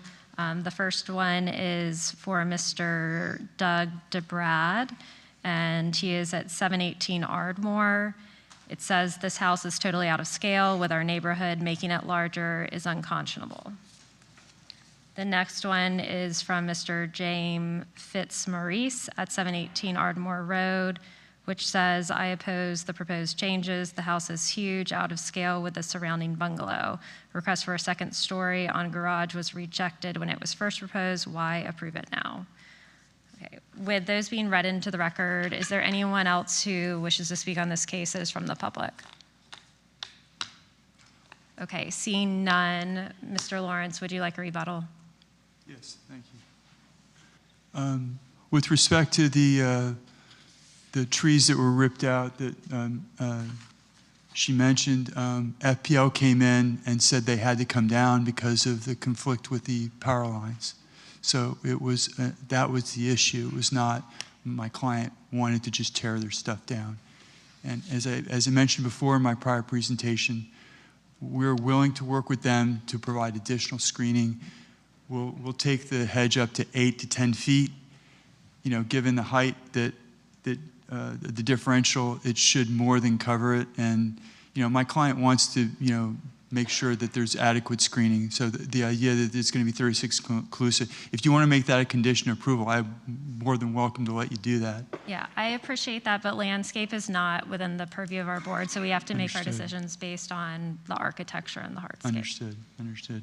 And the other thing I would mention is that this could have been subdivided into 2 houses, and if it was, the amount of wall space that the neighbor to the west it appreciates right now will be double or triple what it is right now.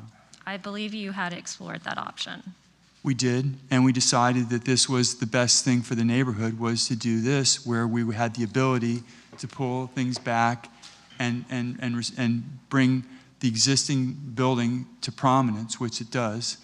And, you know, so that was a decision we made because that seemed like the best thing to do, given that it was on top of the hill. So we tried to do what we can to, you know, accommodate. So that would be my... Thank you. All right, we will move into executive session. I have a question. So what we're looking at now is that they're going to join the accessory structure to the main house, correct? They would, it's not what Mr. Lawrence was proposing, but they would have to by code. And so with that additional square feet, is this still in compliance with lot coverage? I don't know the answer to that. I know that it would probably be counted at 50%. I haven't looked at the numbers enough. What I see is that you're asking for a second floor again, and we're creating substantial mass, like, in order to do that, because it's like zoning gymnastics. And I think, you know, the intent of the code for those bonuses for the accessory structure, based off of like what staff has told us in the past, is to distribute the mass on the site to like break up the massing.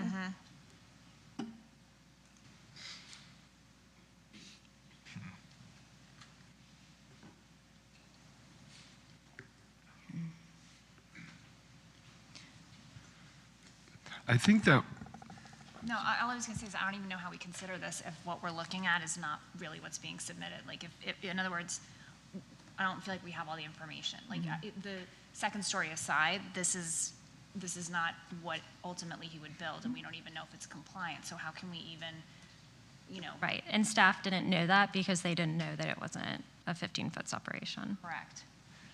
And for the numbers that we have on the screen, I don't think that is even possible. Right. Because we are 24 square feet of the maximum FAR and 127 square feet of... Right, so it makes it like a non sequitur.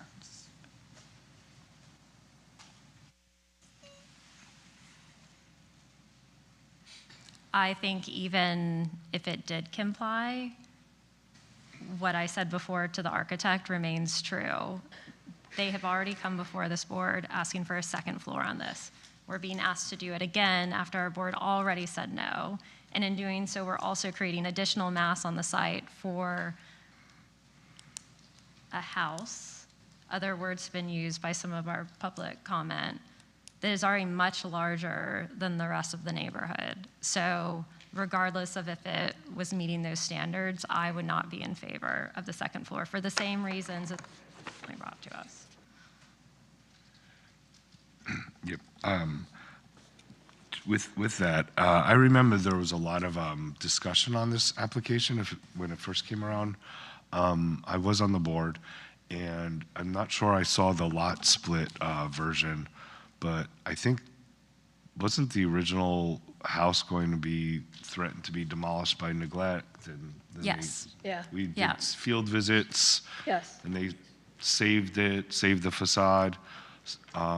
So I think there was a lot of concession from this board in their advocacy to preserve that existing building. And then understanding the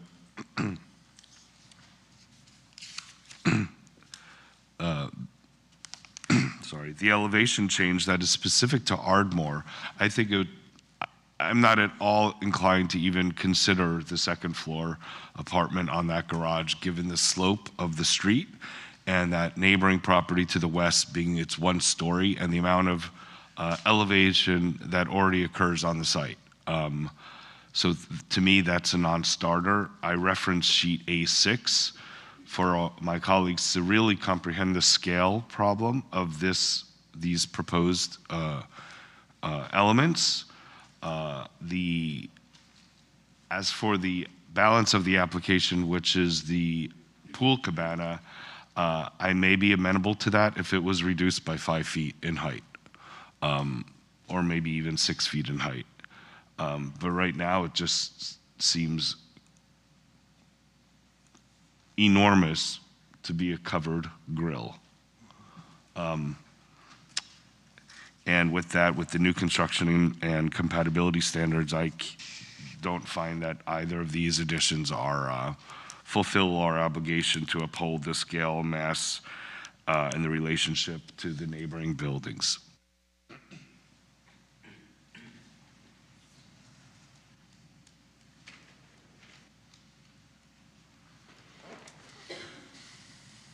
I agree, and it doesn't look like anyone else is eager to say something, so it looks like we're ready for a motion.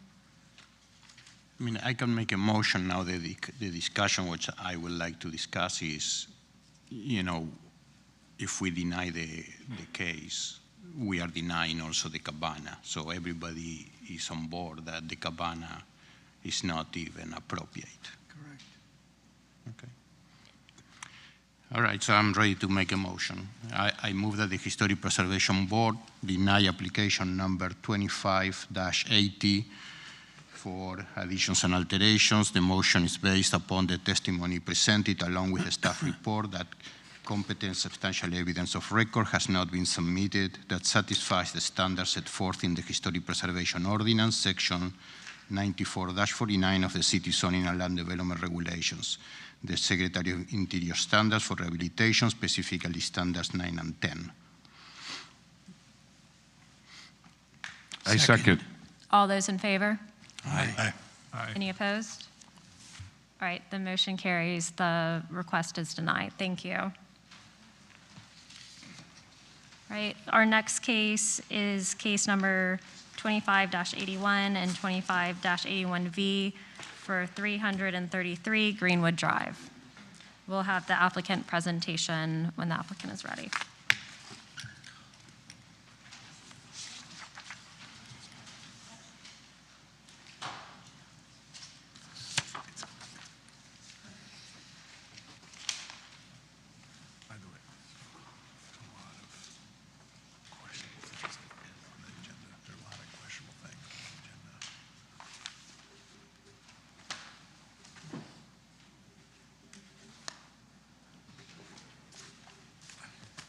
My name is Jeffrey Harris. I'm the architect on this project. I live at 215 Winona Place here in West Palm Beach. And my client is here, Ann Breeden.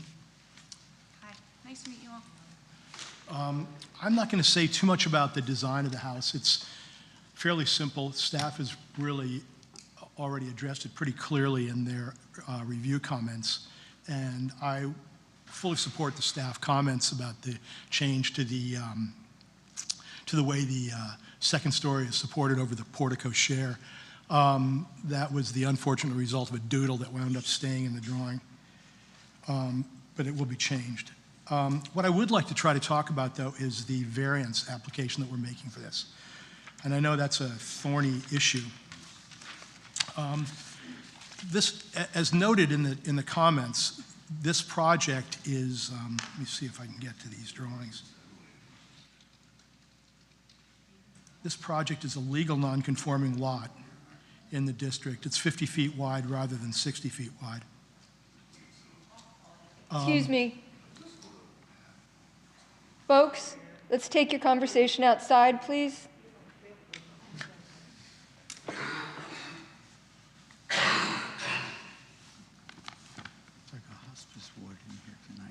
Am I free and clear now, ready to go? You're free to continue. Thank you. Thanks. So at any rate, it's a 50-foot wide lot, and the required lot width is 60 feet.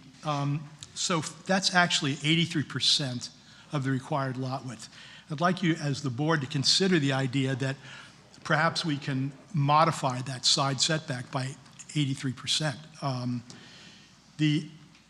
If we did use 83% for that 10-foot cumulative setback on that side, it would wind up being slightly less or greater than what we're proposing. In other words, I think, let me see, I'm just making sure I got this right, but the, what we're proposing is, I think, 8 feet 6 inches from the east side of the property, and the actual 83% of that would be 8 feet 6 inches or something like that.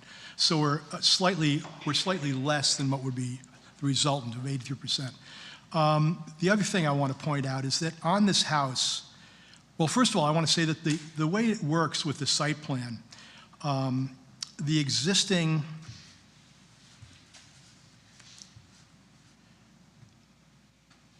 drive, we want to reuse it. And we just want to keep the same curb cut and everything, not expand it at all. The one thorn in our side there is the existing fireplace on the house, which projects out roughly 17 inches from the structure. So that would cut into significantly the width of the portico share that we could use there. So we're asking for basically an absolute minimum additional 18 inches into the setback, which makes up for that 17 inches that we're losing from the existing chimney and fireplace structure. The last thing I wanted to point out, and it's pretty arcane, is the fact that the house itself is not parallel to the property lines. It's not orthogonal to the lot. It's slightly skewed, with the narrower part being on the northern edge of the existing house. So we're setting our setback there. And actually, when you come to the south, again, you pick up an additional 2 inches because the house is, the addition is set orthogonally, obviously, to the house.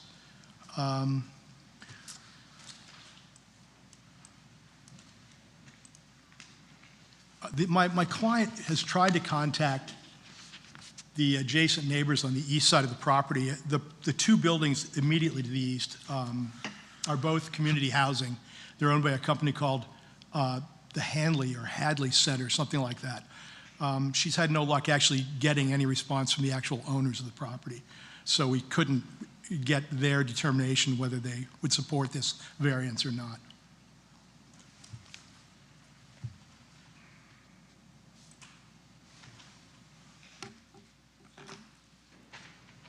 The one last thing I wanted to say is that there has been discussion, we had a discussion with the staff initially, of the possibility of coming in from the alley, but my client really doesn't want to do that at all. It's a commercial alley, obviously, not just a residential alley. It serves all the buildings on Dixie immediately to the west. And they've already had an issue there. 2 years ago, they had a hit and run where their fence was damaged. So the idea of opening that portion of the property up is not attractive to them at all. I think that pretty much ends my comments. Ann, do you want to add anything to that? No, you summed it up perfectly. Thank you. All right, thanks. Thanks for your time. Thank you. May we have the staff report?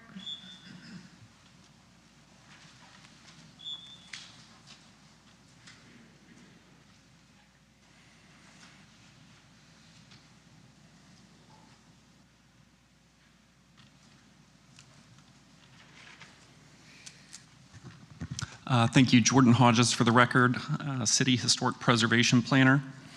I'll just go over some of the kind of highlight issues here. Again, it's a certificate of appropriateness for additions, alterations, and then the cumulative side yard setback variance.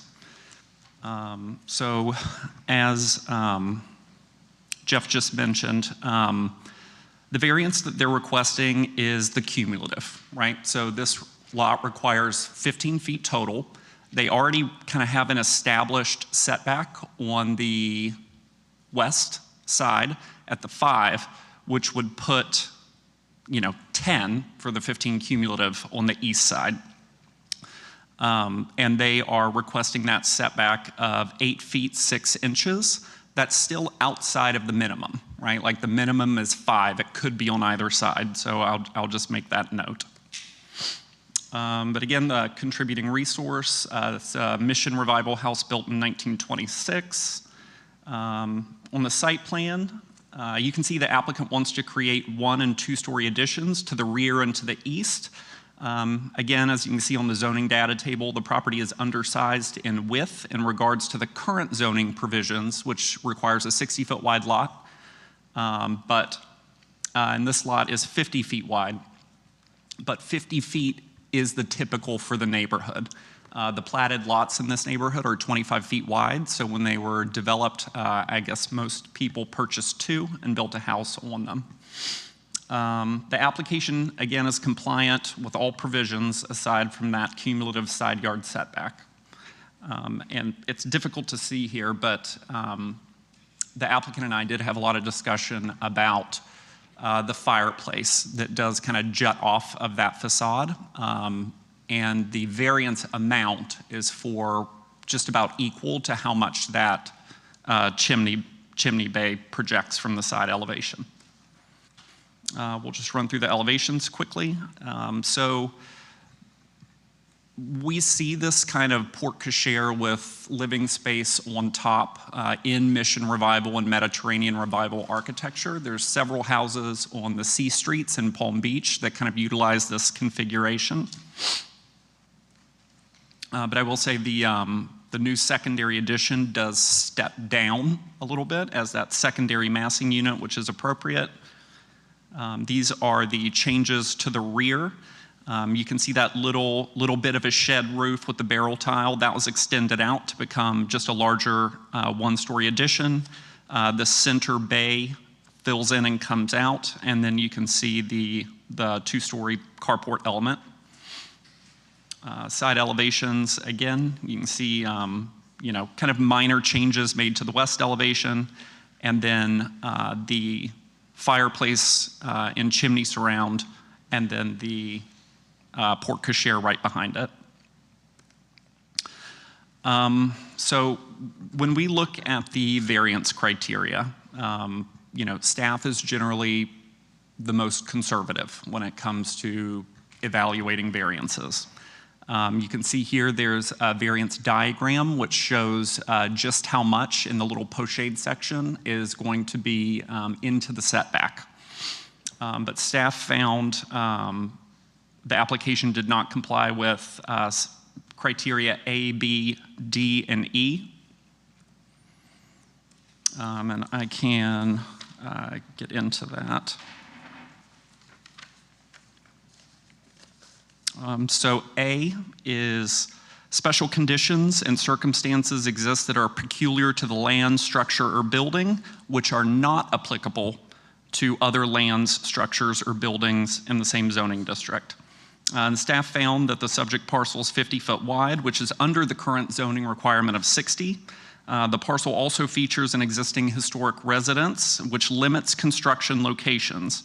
And although the east yard addition is generally appropriate placement for the addition, staff finds that an addition providing similar features could likely be located elsewhere on the property. That being said, for a configuration like this, where it is currently placed is probably the most appropriate for a certificate of appropriateness. Section B, that special conditions or circumstances arise that are not a result of the applicant. Staff's findings were that although the site challenges, or there are challenges to the site, such as lot width and the location of the existing residence, staff did find that the applicant's placement is likely not restricted to the proposed site. D, for literal interpretation, the provisions of the regulations would deprive the applicant rights commonly enjoyed by other properties in the same zoning district and would work unnecessary hardship on the applicant. Staff found that the strict interpretation of the zoning provisions would likely not deprive the applicant of rights afforded to other properties, but again, that the carport's location is consistent with side-loaded carports on nearby properties such as 327 Greenwood Drive. The placement is the most suitable for mission revival structures within the district, and requiring the applicant to relocate it could create visual compatibility issues in pursuing a certificate of appropriateness. And E, that the variance is the minimum variance necessary to make use of reasonable use of the building, land, or structure. Staff does find that the property already supports reasonable use, as the building has served as a single-family residence within a residential district for nearly a century. Staff concludes that the proposed carport and second-story addition would likely enhance functionality, use, and utility for its owners. So staff's recommendation, this is always difficult when this happens, but staff was recommending approval for the certificate of appropriateness with a few conditions should the variance be approved. Very standard, our street-facing glass, the Mutton provision, all stucco applications shall match the existing on the residence. And then the only other one was the post and beam carport detailing shall be revised to be clad in stucco, or if utilizing wood cladding, the beams shall be straight without arches, and the wood shall be Pecky cypress or cedar. And so we're talking about this feature right here.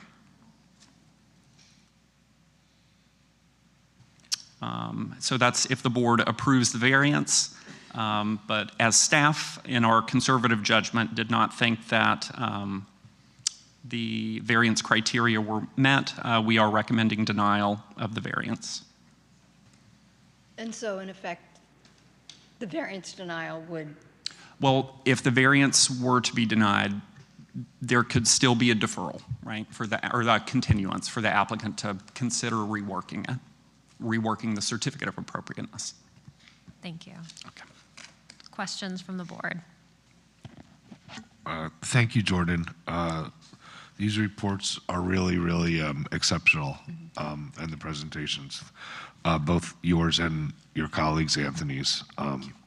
It's definitely noticeable, at least by me. And clear. Yep. Did you find any records, aerial, green card, or anything about some garage structure in the rear of the property? Not in my research, but it seems like there should have been. Okay. Right? Yeah, it does. Yep. I think it's a shame that they have an alley and don't want to capitalize on that for access, but I completely understand the reasons why, being the location and the discordant uses to the west.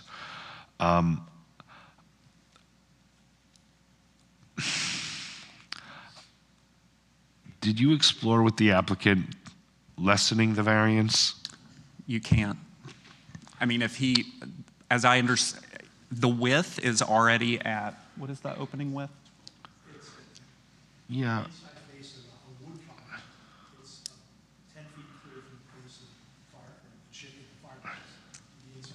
So 10 feet from the fireplace to the inside of the column, and as I understand it from working with the applicant, just the size of their vehicles, just kind of, it wouldn't function otherwise. But you got to clear there's no denying you have to pass the fireplace in order to do the carport. I get that. But once you clear the carport, or once you clear the fireplace, you're kind of like, all right.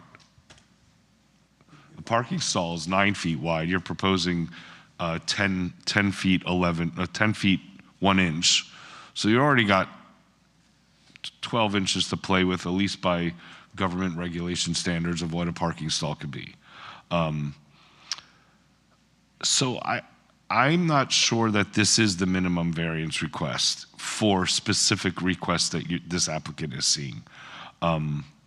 Anyway, those are my comments. Thank you.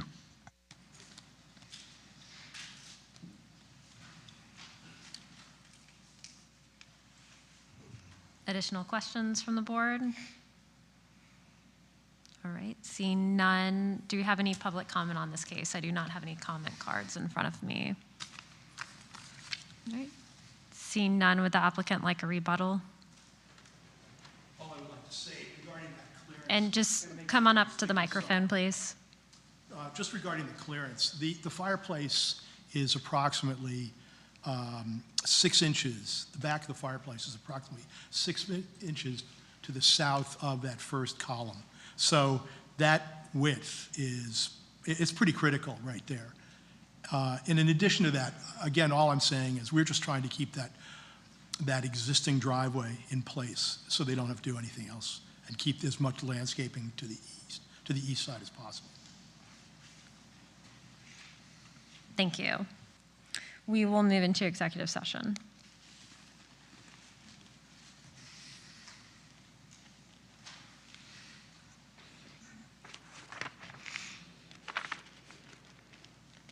Architects, could you make it work?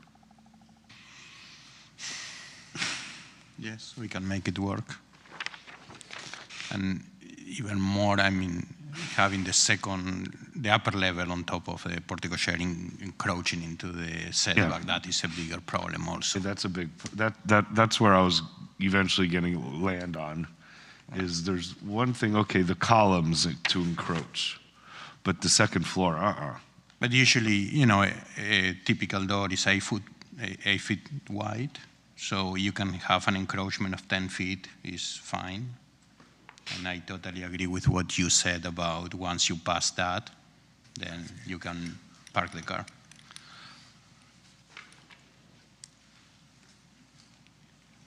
I mean, I think typically for this type of house, as you mentioned, Mr. Murphy, an accessory structure is kind of how we would expect to see that massing.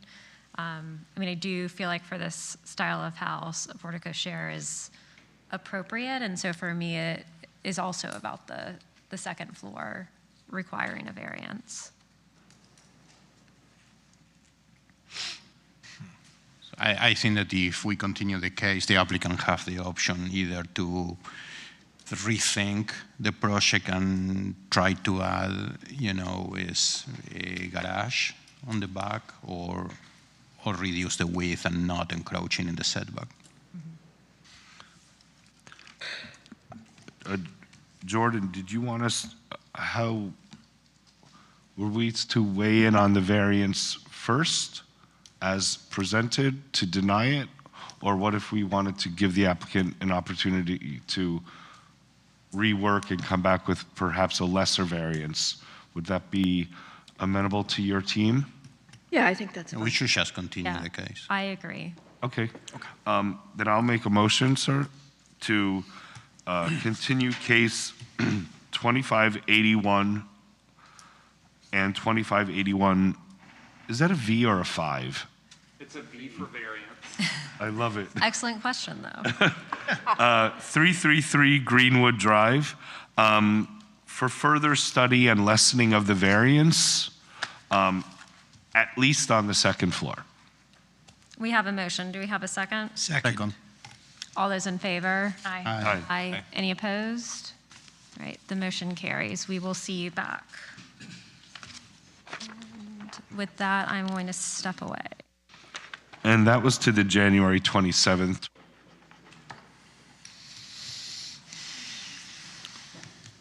We'll send all applicants who have been continued a follow-up email tomorrow. Now we move into case number 25-83707 Canuga Drive. We can have the applicant presentation, please.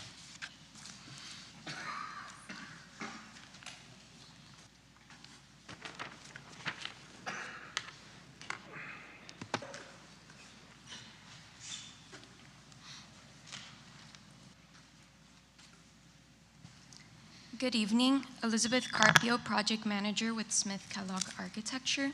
I'm presenting on behalf of the owner of 707 Canuga Drive, a contributing historic structure in the Flamingo Park Historic District. Tonight, we are presenting additions and alterations to the existing contributing primary structure and accessory structure. The subject property is located along the north side of Canuga Drive. There's a mix of 1- and 2-story structures on the block. The streetscape of the 300 block of Canuga Drive is characterized by a combination of 1- and 2-story structures. The proposed addition maintains within the existing streetscape massing. Streetscape photos showing the surrounding context. 721 Canugo is recently completed and is 2 houses down from the subject property, which is down here. We have a few more adjacent property photos.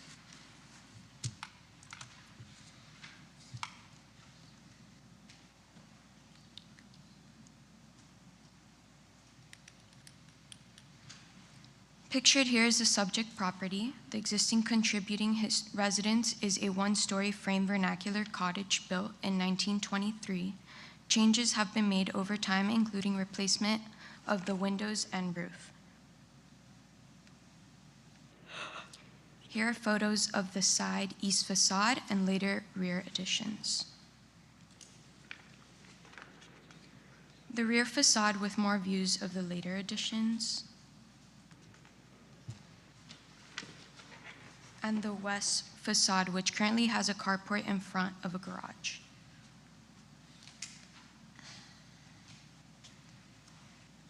The accessory structure is listed as a contributing, but there is no record of it in the green card, which recorded the structures on the site circa 1962. It is also in very poor condition. This site plan shows the existing structure on the subject property. The original 1923 contributing structure at the front will remain and will be restored. We are proposing to demolish the later rear additions and to construct a new 1-story hyphen to connect to a proposed 2-story addition. The addition is pushed to the rear of the site to minimize its impact on the streetscape. To separate the volume of the addition from the original structure, the front yard setback to the 2-story addition is greater than 85 feet. The addition is also turned parallel to the length of the property to provide usable yard space on the narrow lot and to allow for the envelope of the historic structure in the front to be prioritized and to remain clearly legible. It is also similar in massing to the property of the west, which has a 2-story accessory structure. The property behind it has a 2-story portion abutting the property line. Then we have the existing floor plan. The materials removal plan showing the removal of the later rear additions, window replacement, and interior alterations.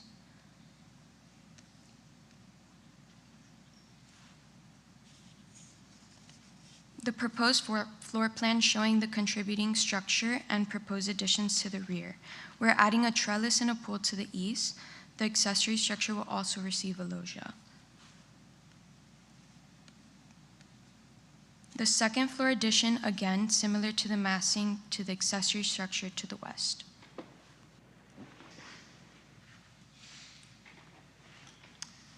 The existing and proposed street and rear elevations, the front facade remains intact and additions are pushed to the rear.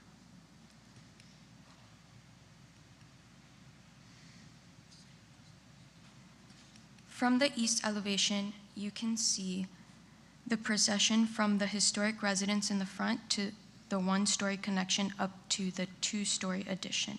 6/1 single hung aluminum impact windows are proposed in reference to the fenestration at the original structure. The proposed north or rear elevation, we're proposing modest ceiling heights of 9 feet on the first floor and 8 feet on ceiling on the second floor. We're removing the roofing at the carport to utilize the structure as a trellis. This was a later addition.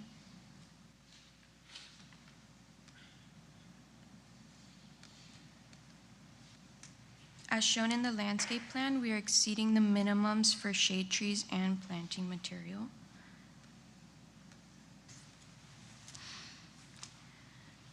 This is a rendered view of the south street facade.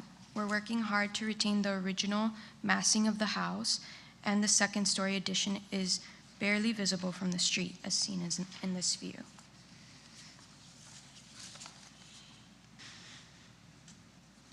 Shown here is the rendered view down the east yard. The pool is positioned to be on center with the existing accessory structure. And thank you all. That concludes my presentation. Thank you. Can we have the staff report now, please? Staff presentation.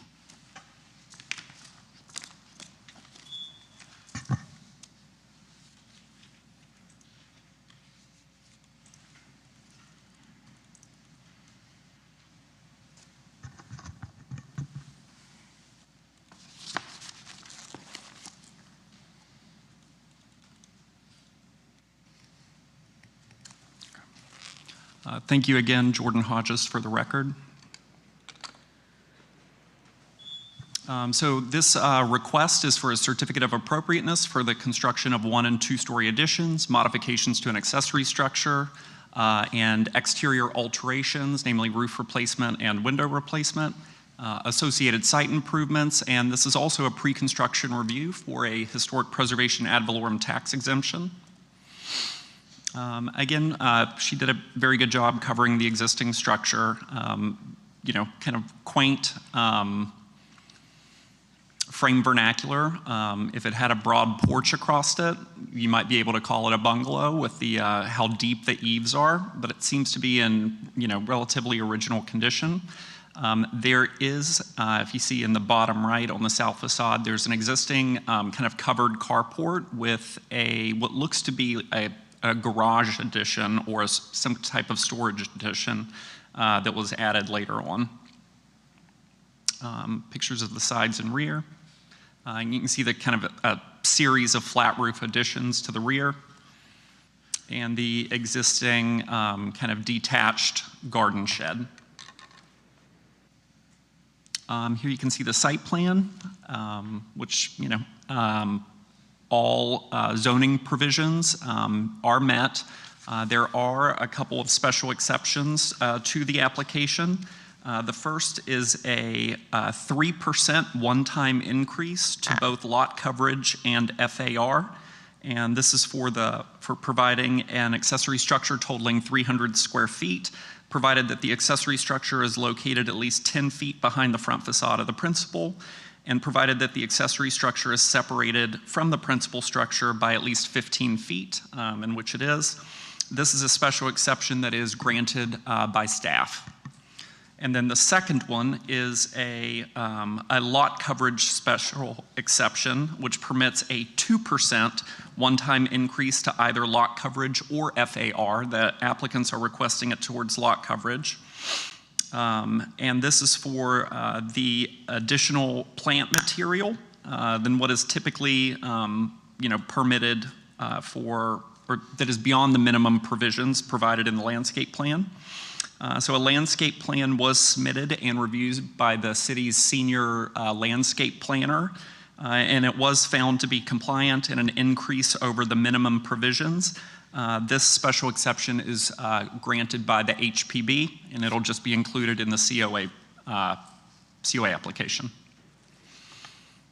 These are those landscape plans that were included in the backup material. Getting into the elevations, the historic structures remaining kind of you know, in its existing state, minus roof replacement and the replacement of the existing windows with new impact products and the front door. You can see the changes to the accessory structure, which likely won't be visible from the street just due to the landscaping, and of course the pop-up in the rear. We did ask for a streetscape elevation, which shows that the structure at 209 Cayuga has a very similar configuration. Now, 209 Cayuga, it is a detached 2-story accessory structure, but at 707 Cayuga, that kind of 1-story hyphen that connects the front part of the building to the 2-story rear is narrower than the front building and has a lower ridge line. So that connecting hyphen really shouldn't be perceived from the street. Here you can see the changes to the east elevation. Again, that central 1-story hyphen and the 2-story pop-up in the rear. The exterior cladding of the new additions is done in a lap siding simulated stucco, providing that little bit of differentiation between the historic house in wood-clad siding and the new additions. Again, you can see those changes to the west elevation and to the rear. Surrounding building analysis, lots of, or several kind of frame structures, and then mission and Mediterranean structures, 1 and 2 story. Staff did find that the application with the special exceptions was compliant with the zoning, and that the additional criteria and the Secretary of Interior standards were met. So staff is recommending approval with some conditions. Our number 1 is just our general window glazing and mutton provision. 2 is patch and repair of any existing wood siding may be permitted where rot and deterioration exists. We would require that new siding to be milled to match the existing. All stucco window trim, mullions, and sills on the addition shall match the existing wood elements in size, shape, profile, depth, and design, but just made out of stucco. The proposed metal roof shall have a silver mill galvalume finish. The permit drawings shall indicate the existing and proposed west property line setback dimensions of the proposed carport trellis. Sorry, I skipped over that. Let me just bring that up real quick. Let's see. So where the current driveway is, we actually looked at it a little bit earlier. Bottom right picture, there's an existing covered carport. The applicants are asking essentially just to remove the covering and to leave the horizontal members as a trellis. So we just wanted to ensure that there weren't any changes that were happening to that would end up bringing it further to the property line.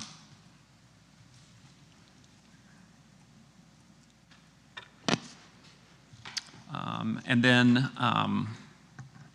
the applicant, it shall be the applicant's responsibility to document the construction process and associated costs for the historic preservation ad valorem tax exemption completed work application. And that's staff's presentation. Great, thank you so much. Excellent presentation as always. Thank you. Questions from the board?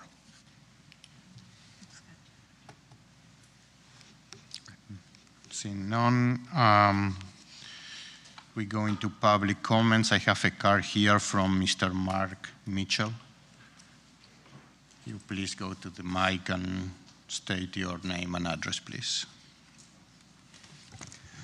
Good evening, board members. Mark Mitchell, 709 Cayuga. I think it was inadvertently referred to as 209. So we are adjacent property. Bought the house this year for many of the reasons that Linda Cullen so passionately explained earlier tonight.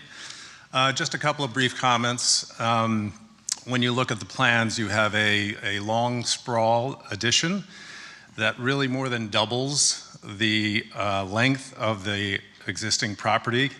It increases, or it actually makes it 276% of what it was originally. The design creates a bit of ambiguity of a second story or a guest house just beyond, which is kind of a proper, a pop-up view, seemingly somewhat improper. I know we don't refer to it as a bungalow based on the comments here, but the character of this existing structure is materially changed with these revisions. The second story addition itself is more prominent than the existing single story home as it is today. And that's really just some things I'd like to point out. I think if I had a Bitcoin, or if we all had a Bitcoin for every mention of compatibility tonight, we'd be doing quite well. So I would ask that compatibility be something that be considered in these plans. Thank you. Thank you very much. Is anybody in the public that wish to speak also in this case?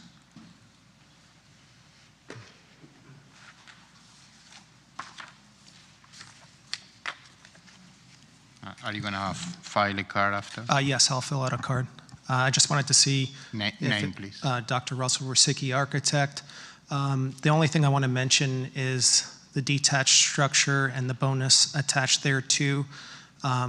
It's under my understanding that the minimum square footage required for a detached structure to be considered for a bonus would be 300 square feet based on this lot size. So I would just ask the board to look at the detached structure to see if it's 300 square feet and meets that requirement. Thank you. Thank you. The applicant want to have a rebuttal of these comments? Hi, good evening. For the record, Taylor Smith, also at Smith Kellogg Architecture. To Dr. Rusicki's comment, we're adding covered area to the existing detached one-story accessory structure to meet that 300 square foot minimum requirement. To the prior comment before that, I would argue that what the two-story addition is doing to the streetscape is very similar and indeed compatible to the adjacent property next door.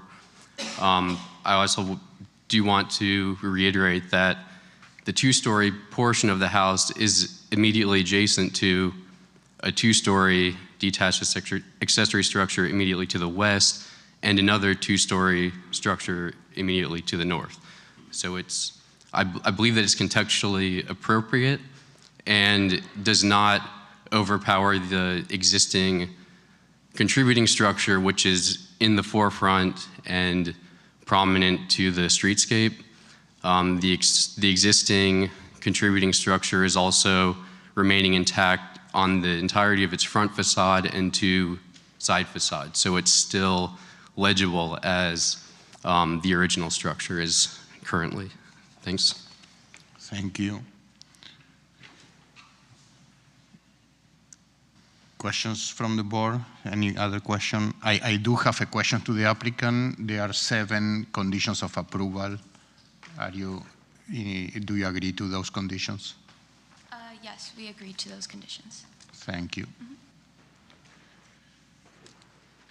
So is there anybody else in the public that wish to speak in this case? Okay, seeing none, we move into executive session.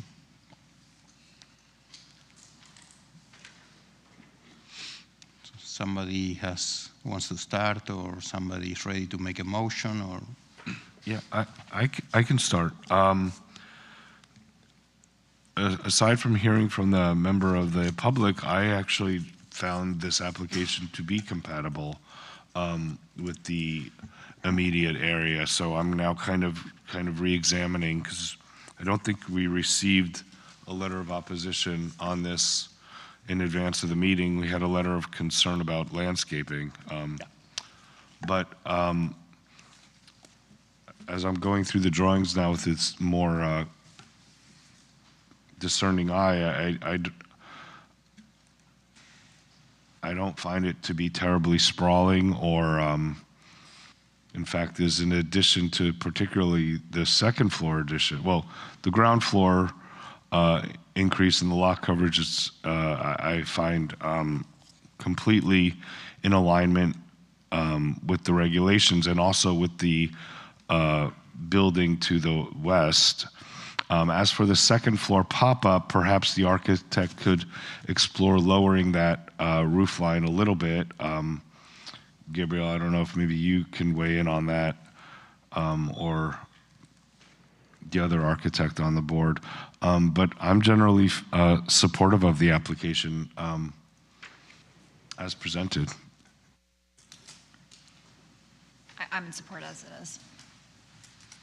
Same.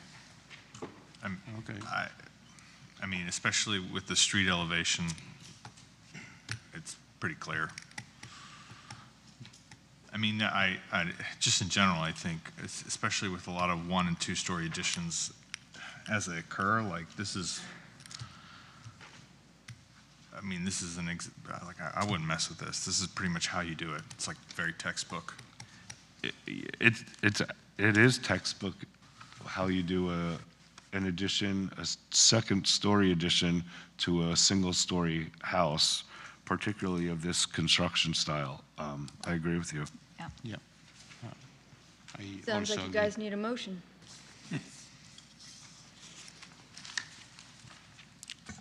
I'll make a motion that, I need one or two? One. One.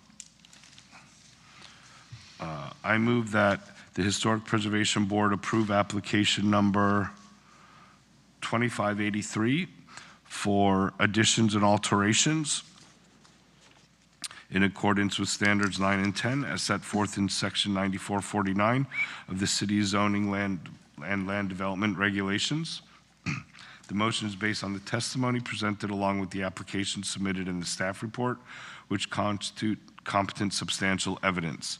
In addition, the approval of this request is made conditional upon the following restrictions, stipulations, and/or safeguards that I move are necessary to ensure compliance with the purpose and the intent of the Historic Preservation Ordinance, the Historic Preservation element of the Comprehensive Plan of the City of West Palm Beach, Secretary of Interior standards for rehabilitation, the additional compatibility criteria set forth in section 9449, and I will list the conditions of approval as memorialized in the staff report. Second. All those in favor? Aye. Aye. Any opposed? Motion carries.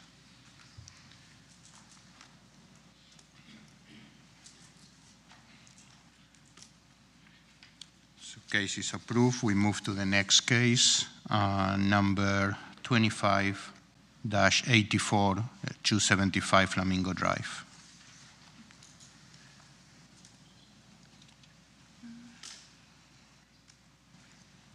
Good evening. Selene Simon, project manager with Smith Kellogg Architecture.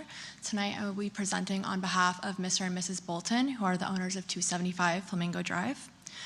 Tonight we are presenting additions and alterations to the existing contributing primary structure and additions and alterations to the non-contributing accessory structure.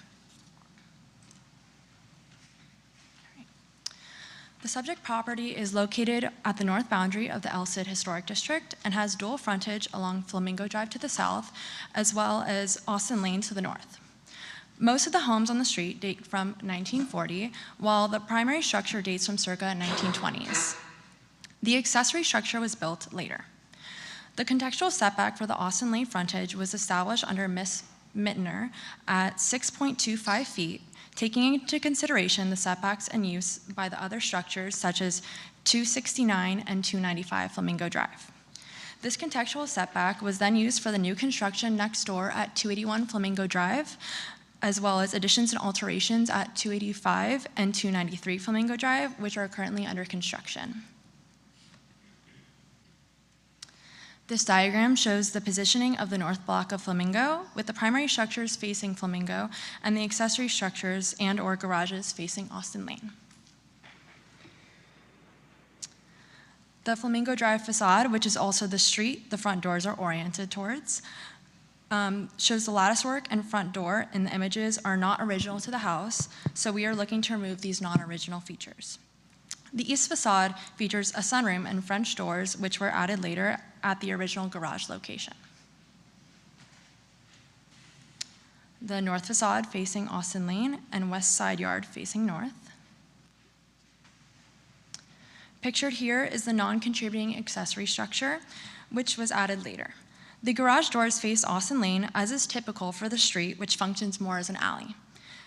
We are also retaining the large shade tree to the east of the accessory structure. The retention of these large shade trees informed the location of the additions to the site. The streetscape of the 200 block of Flamingo Drive is characterized predominantly by colonial revival cottages dating to the 1940s. Flamingo Drive North streetscape images, including the subject property, 285, 293, and 281 have all recently undergone work and established the contextual setback for the block under Miss Mittner. More images of Austin Lane's streetscape. And then these are the garages. All right. In this diagram, you can see the properties which have garages facing Austin Lane in red. The properties in yellow have an accessory structure that functioned as a garage in the past.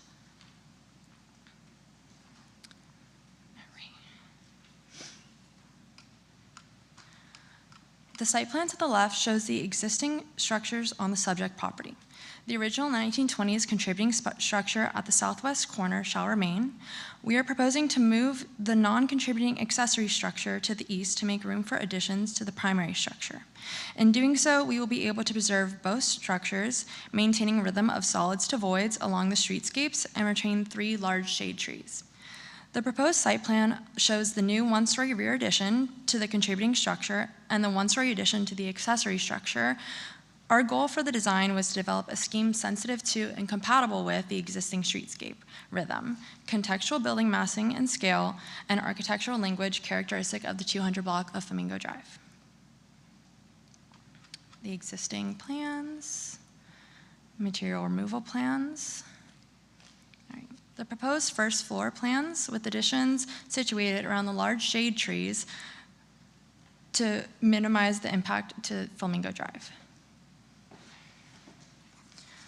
The second story receives no additions, only interior alterations. The existing and proposed street elevations note that the non-original lattice and front door shall be removed, and instead it shall receive new brackets and a new front door. The east elevation showing the loggia and primary bedroom additions. And then the north elevation, again showing the loggia and primary bedroom additions. The fenestration matches the light pattern and sizing of those that already exist on the contributing structure. The west elevation showing the new 1-story addition. And then the proposed accessory structure, which retains the character of the later addition, and the new addition step back to differentiate the new from the old.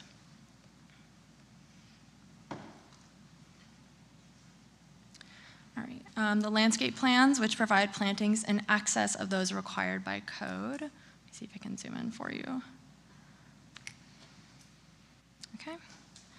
And then we also have an artistic rendering of the proposed design, which demonstrates how the additions do not impact the street facade. You can also see the retained shade trees. And then a rendering of the east facade with the additions, covered loggia, and a proposed swimming pool. And a bird's eye rendering. Note that the original driveway shape is being retained.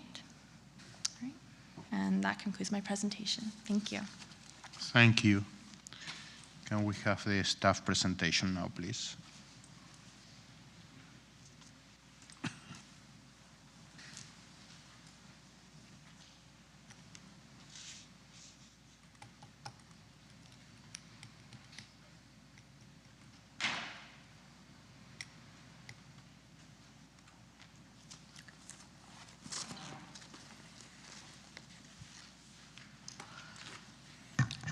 All right, Jordan Hodges again for the record. Again, this is a certificate of appropriateness for exterior alterations in a 1-story addition to the primary structure, the relocation of the detached garage accessory structure and a 1-story addition, site improvements, and once again, a pre-construction application for a tax exemption.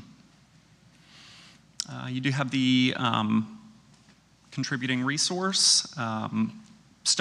Given the shape of the structure, I would have thought that it was originally siding clad, but it does have stucco, kind of regularized facade, regularized window pattern, and the addition of that sunroom off to the east. The rear is pretty utilitarian. You have that kind of step down 2-story addition, and then the garage to the rear, facing Austin Lane. I thought she did a good job going through the site plan, but kind of working front to back. The existing kind of circular driveway is being retained. There are 2 very, very large trees on the lot, one immediately to the east of the house and then one kind of to the rear. which are being retained. You can see in the kind of roof plan, the stepping down of roofs from 2-story, that mid-height 2-story, and then 1-story, and then the relocation of the garage. This application also utilizes the same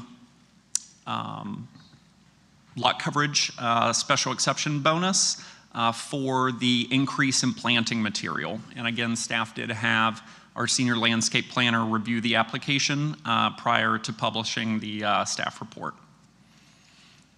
We did talk a little bit about contextual setbacks. Contextual setbacks require, it's kind of unusual, but they require 4 properties to be taken into account. So we've included a condition of approval that the property furthest west on the block be also included. So the alley setback from the garage may shift a couple of inches, but we just need to include that other structure all the way to the west. But staff's conditioned that to where we can take care of that at permitting. Again, the additional landscaping, I think this is provided by Robert Bell Design. And some landscaped images. Again, very minor alterations to the front. The front stoop is being modified to be a little bit wider, and it has kind of a new swooping handrail. And the lattice panels that are currently on the porch are being removed. Here you can see the east elevation, the new 1-story addition, that kind of central porch which ties the massing elements together. West elevation, and the rear of the primary structure. These are the existing and proposed elevations of the kind of accessory garage structure, which is being proposed to be lifted from the east side of the garage, or I'm sorry, from the west side of the lawn and set down back on the east side. There are special criteria within the city's historic preservation ordinance that deals specifically with the relocation of the historic structures. All of that was outlined in your staff report. What it essentially argues against is moving structures out of the districts, right? In this case, we have a structure, a small secondary structure that's not being relocated out of the district, but is being maintained on the existing lot. Surrounding building analysis, covering Austin Lane and Flamingo. Very mixed variety of houses on the street. And again, those applicable code sections, the additional criteria, SOI standards, special exception criteria for the lot coverage, and the relocation criteria, all covered in your staff report. Staff is recommending approval with conditions.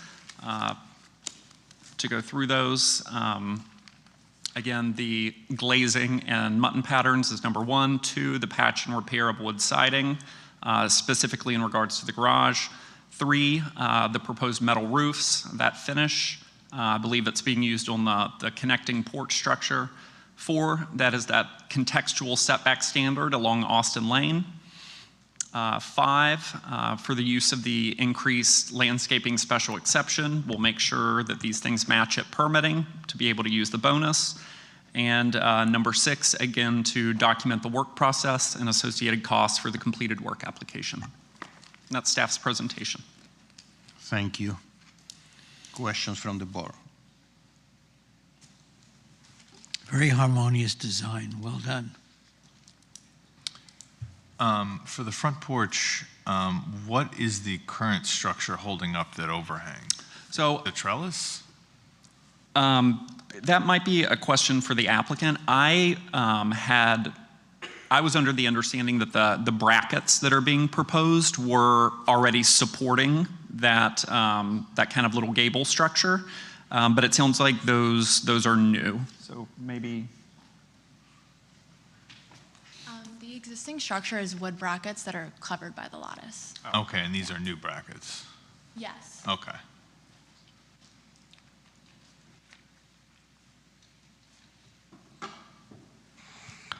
So Jordan, the special exception for the bonus for the lot coverage RFAR is this one's approved by the board and wrapped into the COA. Sorry. Yes, so that is a board approved. Some special exceptions are approved by staff, some are by the board. This one is by the board, but we did have, the code does require that the planning director or their designee review to make sure that it's compliant with the landscape ordinance, and that was done. Yep. I mean, just a little kind of side comment that's slightly snarky. Like, so we review this special exception that's based on a landscape plan that we have no purview over. Yeah. Anyway, so it's a great project. Bring that up at the end of the meeting. There's discussions on things like this.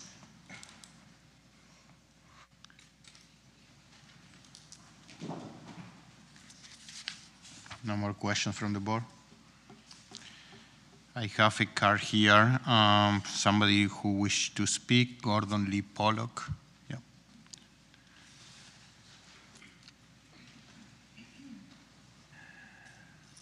Thank you. I'm Lee Pollock. My wife and I live at 269 Flamingo, which is the property immediately to the east. I've actually been in touch with the applicants and I want to welcome them to the neighborhood. A couple of small questions.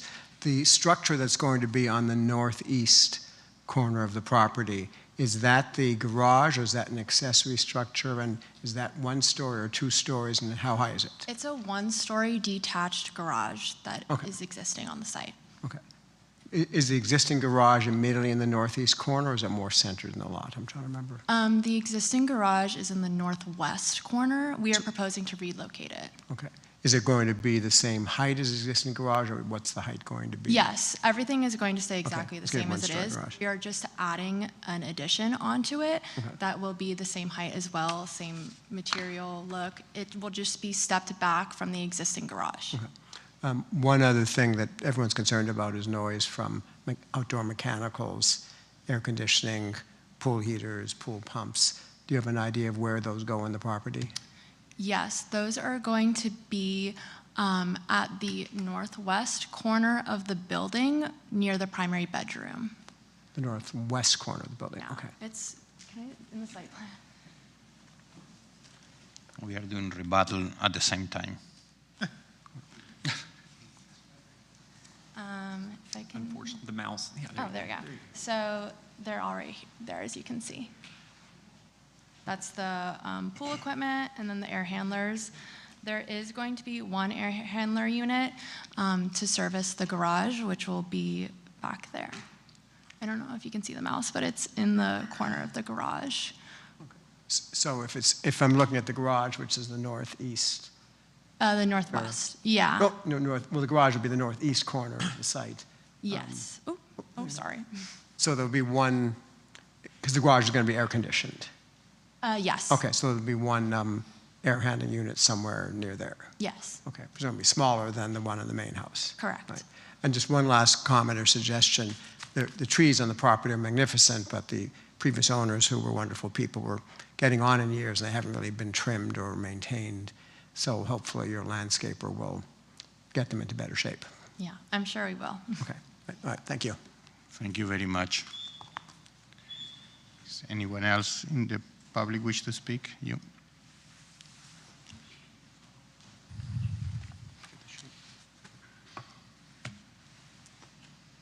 My name is James Malloy. I live at 276 Flamingo. I have one question. Why the metal roof?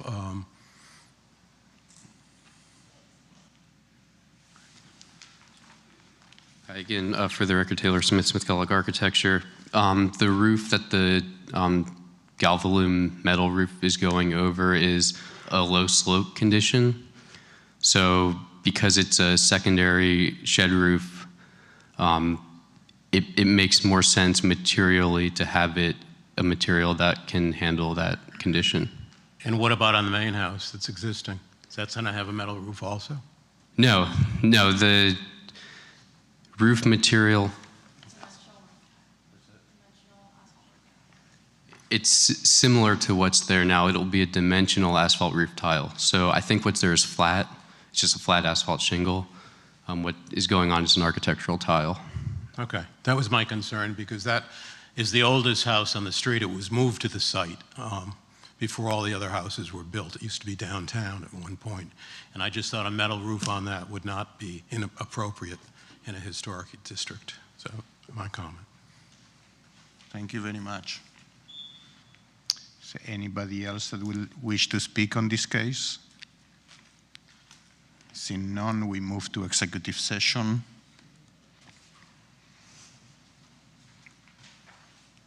No comment. Somebody wish to start? James?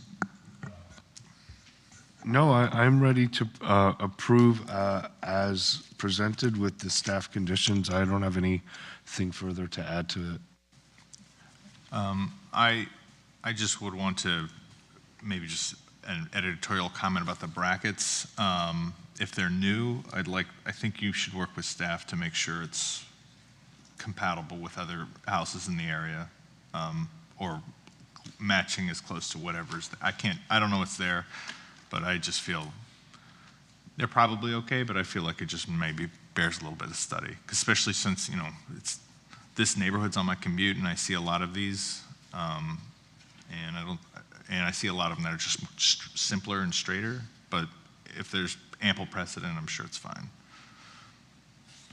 We can add that to the condition of approval. Okay, with that, I move that the Historic Preservation Board approve application number 2585 at 349 Plymouth Road. 2584, sorry. I'm sorry? 84. I'm sorry, 2584 at 275 Flamingo Drive for alterations, additions, and relocation in accordance with standards 9 and 10 as set forth in section 9449 of the city's zoning and land development regulations. The motion is based on the testimony presented along with the application submitted in the staff report, which constitute competent substantial evidence. In addition, the approval of this request is made conditional upon the following restrictions, stipulations, and/or safeguards that I move are necessary to ensure compliance with the purpose and intent of the Historic Preservation Ordinance, the Historic Preservation element of the Comprehensive Plan of the City of West Palm Beach, the Secretary of the Interior standards for rehabilitation, the additional compatibility criteria set forth in section 9449 of the city zoning and land development regulations. Specifically, the conditions of approval include the following 6 conditions memorialized in the staff report, and new 7th condition that the proposed brackets along the front entryway shall be approved subject to the review and approval of staff. Second. Second. All those in favor? Aye. Aye. Aye. Any opposed? Motion carries. Project approved. Thank you. Now we move, the next case is 25-85, 349 Plymouth Road.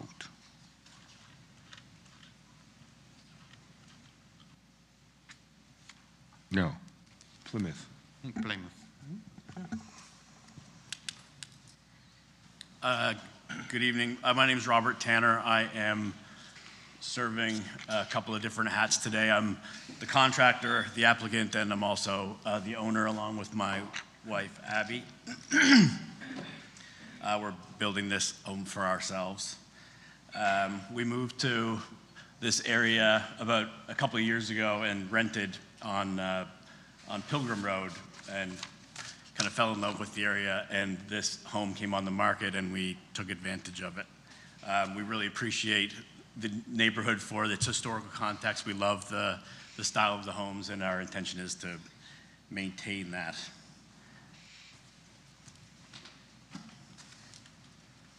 This is the existing condition of the home.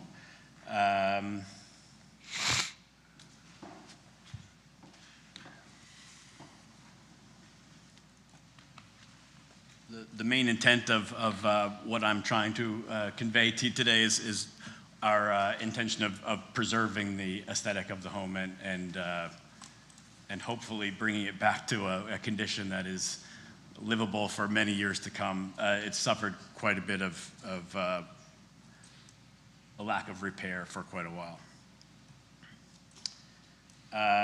The block on Plymouth Road is it's unique in that they're all quite consistent in scale and character. That's exactly why we selected this location. They're modest in footprint, carefully proportioned, and arranged in a way that creates rhythm rather than visual competition. What we tried to attempt to do is to make sure that we don't mess with that, and that we allow the historical context of our home to contribute and to continue to contribute. Sorry.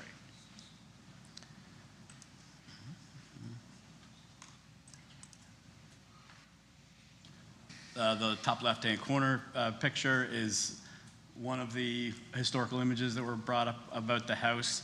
There is a number of modifications that were made to the home from when it was originally built. We would like to strip away a lot of that additional decoration and bring it back to better represent the mission style that it was originally built under.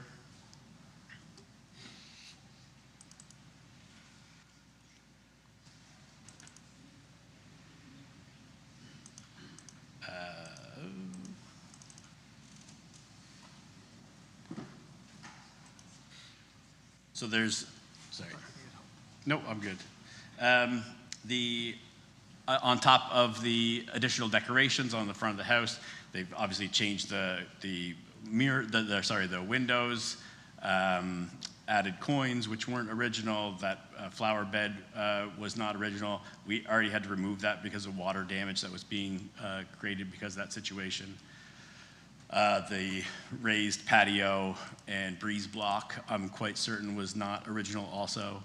Along the bottom, you can see photos of, there's a mechanical room that was added to the left side.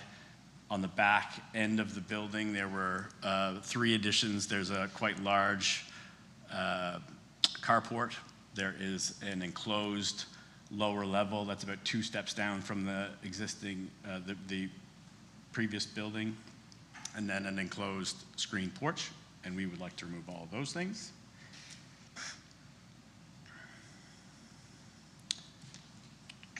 On top of the additional, on top of the additions that took place to the building, we have discovered substantial disrepair. So there's termite damage, wood rot from water ingress. There's a large portion of the foundations that's not supported right now. It's not bearing on soil. The stucco, it's a stucco on top of wood framing. All of the, it was stucco on paper. All that paper has rotted away, allowing both moisture and air to travel in and out of the house without any restriction. Where there is insulation, it's got some problems because of the moisture, obviously. What we are proposing is the addition of a 2-story structure at the back of the house, on top of renovating and restoring, or not renovating, but restoring the front half of the house and bringing it back to a historical condition. You can see that from the bottom right-hand corner, what we tried to do is limit the visibility of the addition by setting it back towards the rear of the property.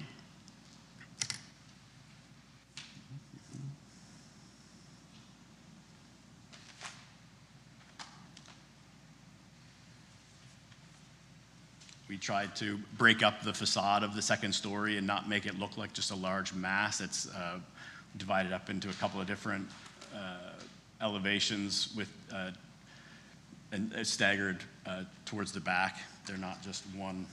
It's not just one flat wall.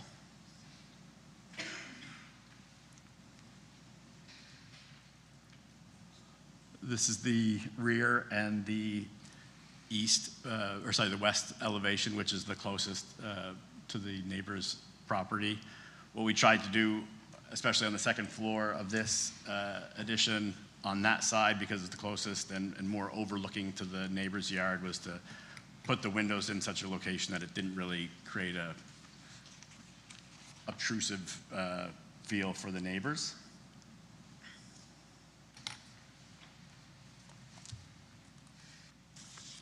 That is just the floor plans showing the front that we're trying to maintain as much as we can. There really is substantial repairs that have to take place to the building to be able to restore it, and then the new floor plans for the first and second floor. This is the existing elevations with the proposed rendering with the rear addition setback. There is, you can see on the right-hand side, the addition of the staircase to get up to the right-hand side, or to get up to the second floor, rather. And this is a letter of approval or from our neighbor. Basically, we reviewed our plans with their neighbor, and they are fully on board. They're directly to the west of us, and they are happy with what we're planning also. That's it. Thank you. We'll have the staff presentation now.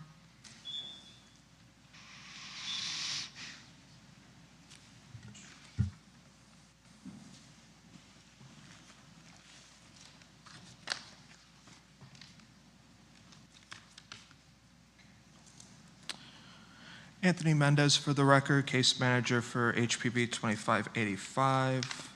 This is a request for additions, alterations at 349 Plymouth Road, which is in the Bel Air Historic District. Again, a locally designated historic district from 1993. The structure was constructed in circa 1925 in the Mission Revival style. This is an SF-14C2. Here we have the photographs provided by our applicant. This property has undergone a substantial or plethora amount of alterations since 1924, most notably the windows. So we have a 2007 photograph. The jalousie windows were replaced in December of 2007. Here we have a photo from 10 years ago to document the change in window pattern. Also, we have the property record card to show the additions that have been added. So the property record card is from 1963. The site also has some nonconformities, most notably the accessory structure does not conform with the setbacks to the east, along with a small portion of the front facade to the east as well, to the west. And so per our applicant's request, it's a 920 square foot, two-story addition. It's going to be situated towards the rear of the property. Fenestration changes along all four facades and demolition of altered facades and spaces, again, situated towards the rear. Here we have the applicant's submittal from the south, the east elevation drawings, the north, the west. We have a streetscape. And per our zoning and land development analysis, the wall height at site setback is just something that has to be verified for compliance after COA approval, hypothetically. This is something that was that had been extrapolated just for the purposes of this staff report. It just needs to be verified as be part of a condition prior to applying for building permits. So the wall height needs to be 20 foot max, so just for that 19 feet 7 inches, it's just per from what staff was able to extrapolate, but that just has to be a verified condition from the applicant's side. We did work with the applicant prior to presenting before the board. Overall sufficiency, having a complete window and door schedule, having existing versus proposed drawings, having a demolition report of those rear spaces. We've worked on establishing a 2-to-1 vertical proportion of the windows, which is appropriate for Mission Revival style. We've worked on incorporating bracketed barrel tile awnings, and we've also gone from the proposed sliding glass doors to the more traditional French doors on the north facade. We appreciate the applicant's hard work, so we are recommending approval with conditions. Yes, for the first condition, applicant needs to work with staff to provide pertinent dimensions to verify zoning compliance, specifically Section 9482 as noted with the wall height side setback and Section 94305. So for that first condition, the dimensions of the mechanical equipment that they are proposing, that needs to be verified as per Section 94305, mechanical equipment can encroach up to 4 feet into any given setback. For the second condition, it's just ensuring consistency between the elevation drawings, floor plan, and the window and door schedule, making sure everything has consistent nomenclature and everything is consistent in regards to notation. Third one, we are imposing a condition that the window on this on the east side of the south elevation drawing be changed to a 6-light arched configuration, along with having a score line below that parapet of the east addition. The circle that was notated for the east elevation drawing, if that could be revised to have some kind of architectural detail, we did insert appropriate circular architectural detail. This is from Park Place. A decorative vent is also acceptable. The proposed gates that they're having on their site plan, and along with the awnings on the east elevation, those two shall not be made of vinyl. And prior to applying for a building permit, the applicant has to provide detailed drawings of those gates. Eighth, the design of the wood trellis that they're proposing on the rear has to be reconfigured so that way we have 2 posts and we don't have a post that's blocking one of the doors. And then conditions 9 through 11 are our standard window conditions. We generally prohibit a white interlay, and we noticed that on their window schedule. Window 7, because of the fact that this is a bathroom, that can have obscured textured glass for privacy. And then for the 11th condition, it's just a standard Muntin condition that just prohibits flat Muntins, and we see an image of what's prohibited in that last image. Surrounding building context, 347 Plymouth Road is an excellent reference point along with, well, actually, that's actually the most valid reference point since that is a contributing Mission Revival structure. We have the applicable codes, which are the Secretary of Interior Standards for Rehabilitation and the additional criteria for new construction and alteration. And with that, that concludes staff's presentation. Thank you. Questions from the board?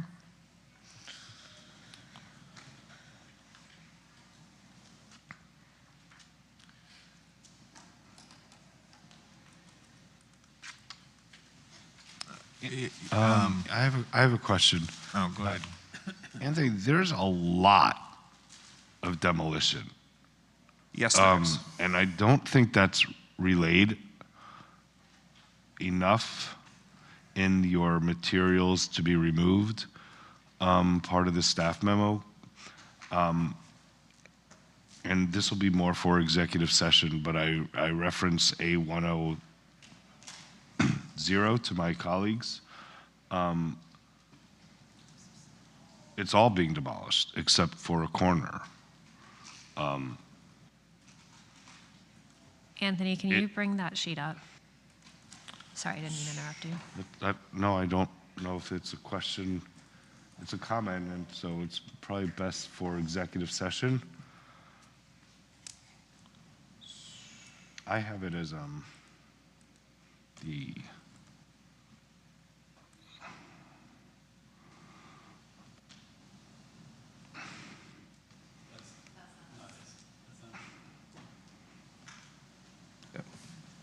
that's not what I have. No, this is Oh, the wait. wrong one. Oh my gosh. Yeah, this is 365 Plymouth. My apologies. I would just say, maybe it shows incorrectly. It's basically the front 20 feet or something of the house is all staying. It's everything behind that. But the walls are, I mean, Interior walls or exterior walls? yes, Interior walls? yes, Interior walls, yes. and exterior, Not exterior. past the 20 feet Behind, yes. is gone. You know, Being replaced. right, I'm not sure that that is adequately shown. Okay. And certainly not adequately expressed. Okay. In your existing and proposed elevations, unless it's new to me as I'm looking through the supplemental. But I just wanted to bring that to both of your attention, that I really like the idea of the application. Yeah. I'm concerned about the level of demolition. I would say, so we proposed this not knowing basically what we obviously want to accomplish, restoring the house, but also making it more livable. It's not a really livable structure right now, although we have been living there. I think there would be ways that we could accomplish that with reducing some scope of demolition, but it definitely needs a lot of demolition. Oh, yeah. Sorry, it took me a while to get to it. Can you speak to that a little bit more when you're saying that it's not livable? So I would say, livable, I guess. Speaking to the mic. I guess there's a difference between livable and being healthy and comfortable, maybe. There's a lot of water problems in the house. There's structural problems with the house. And there is, our intention is not just to fix up the house and throw a coat of paint on it and let it live for another 10 years. We would like to fix it to a point where it'll stay around for another 100 years and be more energy efficient and sustain a hurricane that comes by. And because right now it's not any of those things. So whether we build walls inside of the existing walls, I don't know what our limits are for how we fix up the house to make it a livable, like a sustainable house. Well, one of the wonderful things about a frame structure is it's very nimble. So there are ways to bring frame homes up to code actually much easier than like a concrete home that's not up to code. So you're going to have it strapped, you can sister to exist. I have no problem with that. I guess, so for instance, the state of the stucco, right? It's literally, you open up the walls and you're just looking at the back of the stucco. So we need to make the house airtight. There's just a lot of work they have to do to make the house nice, and there's a point where it doesn't make sense to make the house nice. So what are our limits, I guess? And these are all problems, if we're going to call them that most of the historic structures that are from the 20s are facing, right? And there are ways. But that's I'm just trying to figure out what those, like, where do you want me to go with this, I guess? Great, thank you. Can you show again where the original house ends and where the additions begin? Do you have that anywhere? And I can reference the property.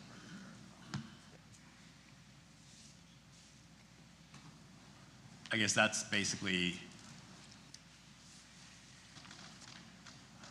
can you see? So the original structure, I would say, lands right about there. And what we were talking about, so that's the back of the original house. And what we were talking about removing is back to there. So like an extra 8 feet or 10 feet maybe.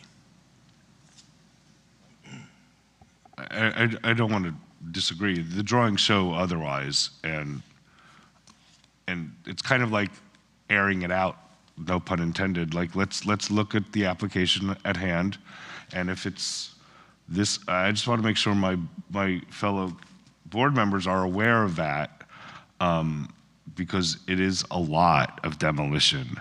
And perhaps we need to see that more graphically shown in the elevations. And I'm not sure, Anthony mentioned a structural report. I'm not sure we were sent that, and I couldn't find it in the supplemental documents. That was something that our applicant did provide. You do, not sure if you have that handy. I don't have that handy, but I'll provide it to you.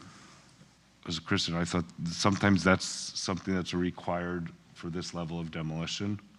Well, I think it's a good point that you brought it up because it is an extensive level of demolition. And I have to say, when I actually originally looked through the application, I didn't catch it. So I appreciate you bringing it up. I did quickly look over, like when I reviewed the application, kind of the levels of deterioration. I mean, again, it's kind of something that we run into a lot on historic structures. I know that Jeff is nodding. He's seen a lot of that as well, you know, as a builder. But I agree. I think that in this forum, we kind of need to discuss, you know, that concern.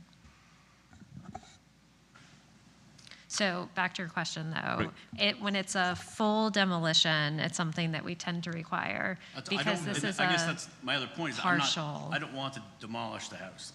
We really like the house as it is. We like the character of the house. We don't want to demolish the house. We want to restore it, but there's a limit to what we can do, I guess, or what makes sense to do. But I think what Kristen was getting at, I think what we're trying to understand is how much of the demolition is necessity, in other words, because of existing damage that requires demolition, and how much of it is really more for functionality of how you want to live in the house. Well, and ease, right? Because we all know that it's easier to demolish and rebuild, and cheaper. Well, I think I get my other point being, we could get an engineer to come in and probably say, this house needs to be demolished. That's not what we want to do. And what you're speaking to, oh, go ahead. I mean, is this something that needs to be resubmitted with better representation of the demolition? I mean, the demolition plan does show the level of demolition that they're looking to do. I think it's a truthful account of what they're proposing today. Okay, and so the board wants to know, is that level of demolition necessary to restore the house, basically? Is that what we're discussing? Is that? Yeah, I think that the board is saying that if you're still proposing this much demolition, you need to present more evidence. That's kind of what I'm seeing from other board members. And I think part of my push as well, just because you know, there's a lot of people on the board who are very familiar with the construction of historic structures, that there are ways to work with these, like even a foundation that's missing or a rolled foundation, like you know, those are things we can fix. I have no argument here. I guess I'm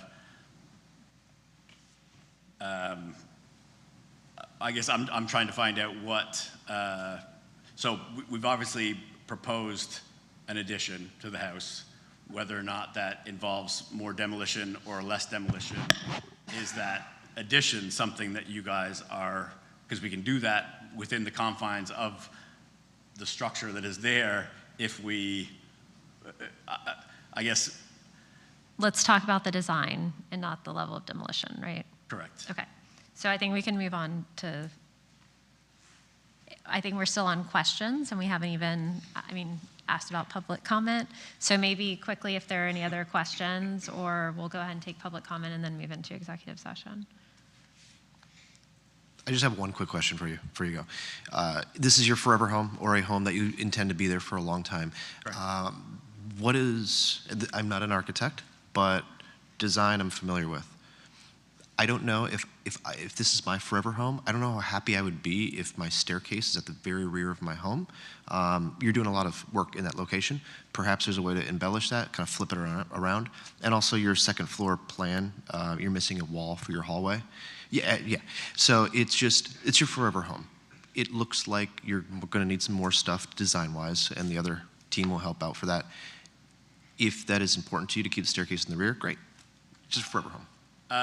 The staircase in the rear, because we're trying to, the whole point was to keep that second floor as far back as possible, away from that kind of gabled parapet that goes around the edge.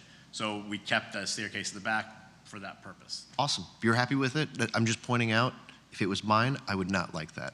But maybe you would love it. So just want to make sure you look at your forever home. That was I mean, yeah, if we were building a home from scratch, that wouldn't be how we did it. But in order to, what we were trying to do is stay within the confines of maintaining this historical aesthetic from the street. And I thought we were down the right path to make that happen, I guess. No, totally understand.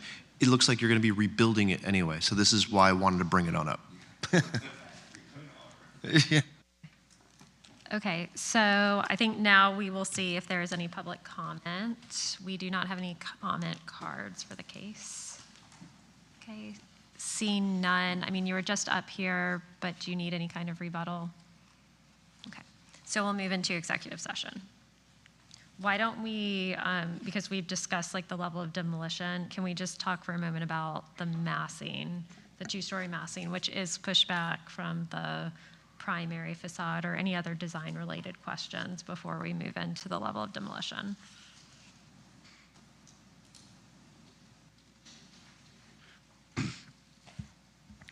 I'm generally favorable to the two-story massing.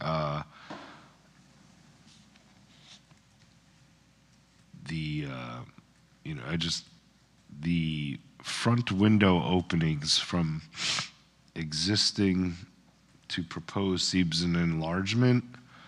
I didn't see staff having concerns about that. I don't know if my fellow board members do. I generally don't, actually.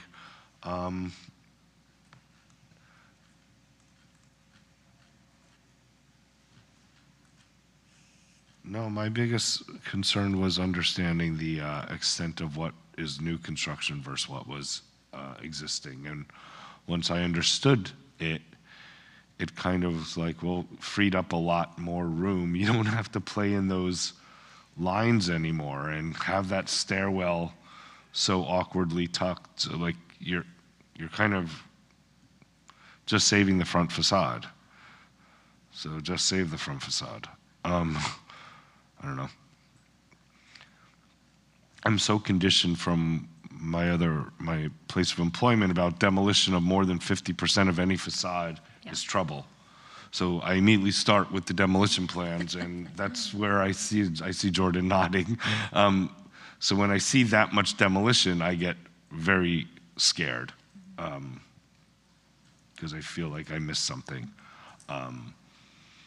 So looking at it under the light of it's not confined to the footprint of the existing building, have a little bit more fun then.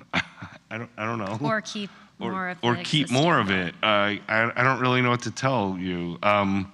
Like,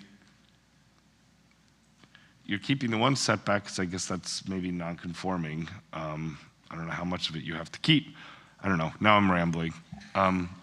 I'm generally fine with a lot of the application. I think it could be finessed a bit. But I do question you staying within the lines when you're erasing the lines. How's that?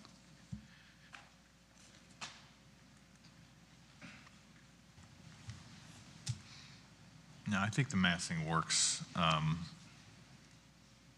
My only tweaks would be maybe some of the fenestration. I actually, just because especially on the rear facade, those windows look a little bit pinched, and maybe that carries forward to the front where the stair is. I'm not sure if I agree with the arched window comment from the staff on the front, because there's no arched windows on any part of the original house. I guess I could see it as a feature window, but if anything, I'd almost make that window, I don't know. I just think it could use some tweaks with massing. I do think in this case, weirdly enough, I think the stair in the rear of the property does kind of work because it's the only access to the private sector of the house, so the public areas of the house are all like kind of exposed to the first story, and so it's in a certain sense, it's kind of nice that the stair's tucked away where it is, and then of course it would make sense that like like you're adding 2 stories, you're pushing it to the back. Where are you going to put a stair? The stair's going to be where the 2 stories are. It kind of works. So like as is, I think the application from a design sense is, pretty good. With a few minor tweaks and addressing some of the staff comments. I guess maybe the only other question is how much of this house is being touched. The only other comment I have, just speaking the level of demolition, only because you mentioned about making it airtight, with these historic wood frame structures, you have to be very careful with oversealing the house, because these houses were designed to breathe. And unless you're completely resheathing the whole house, you're going to run into problems if you do it halfway. So that's something to consider when you're thinking about your demolition and what you add back in, what you take out, how much, I wouldn't touch this house with a spray foam gun if, you paid me $1 million, for example. So the way envelopes work, in historical envelopes work, that's a major concern as well, like apart from the convenience of building new. It's like, well, be careful over improving the envelope, because you'll actually run into problems creating dew points within the assemblies that you're unaware of because you didn't fix every condition and rebuild it from scratch. So just my 2 cents there with regards to how much demolition and how much you would actually build back.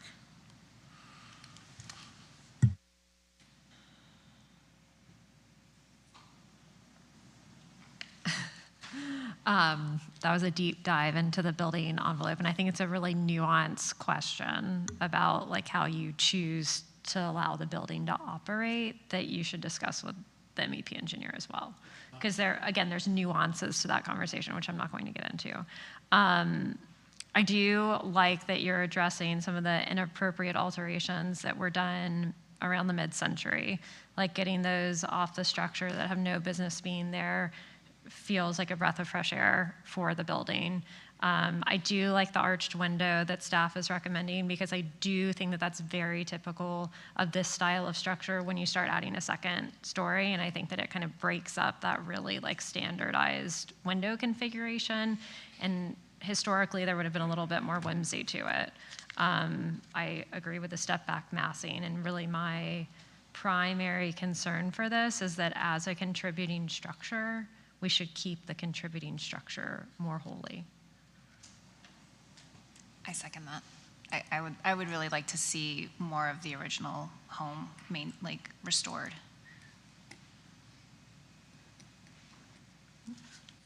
So, I would like to see this application continued, coming back with a really similar design intent, but with retaining more of the historic structure. There are ways to do it, and because it's frame, it's easier to do. I'm not on the top, right? No. And I think that staff is also very well versed in historic structures in terms of the concerns over the sheathing and like stucco repair. We understand how envelopes work and that buildings need repair. And most historic structures that I've worked on from this period have the exact same condition. So like talking through ways with staff about how to deal with that, and that there can be repairs to stucco.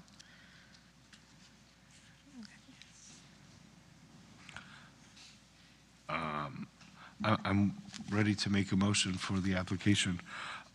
Jordan and Anthony, can I request that there be elevations that show removal as well in the demolition?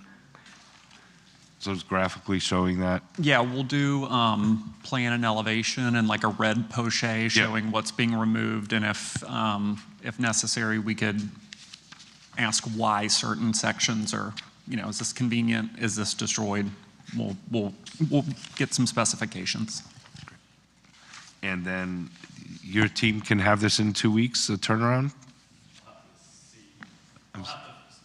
You'll have to? Okay. Then I'm ready to move the following application. This was Plymouth, right? Application 2585 at 349 Plymouth Road to the continue this item to the January, I think that's 27th, 2026 Historic Preservation Board meeting. Do we have a second? Second. All those in favor? Aye. Aye. Opposed? All right, the motion carries. We will see you back. Thank you. Our final case of the evening. Oh, I think we have the next one on Plymouth. You have to turn over your sheets. Our last case for the evening is 25-87, 25-87B for 365 Plymouth Road. Yeah, it's right there.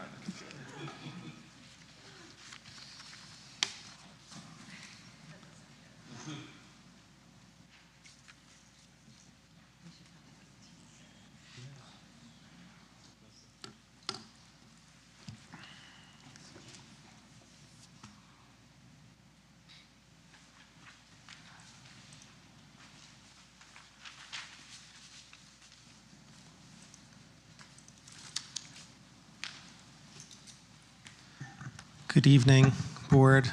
Dr. Russell Rosicki, architect, representing the interest of the Lanteri family, which is going to be soon welcoming a newborn. And this night sure beats the later nights that we've all been here past 9:30, 10 p.m. So I'm happy the Board is having meetings a little earlier starting. What we're proposing here is a first floor addition of 160 square feet, a second floor addition of 1145 square feet, and a new garage directly adjacent and attached to the home of 225 square feet.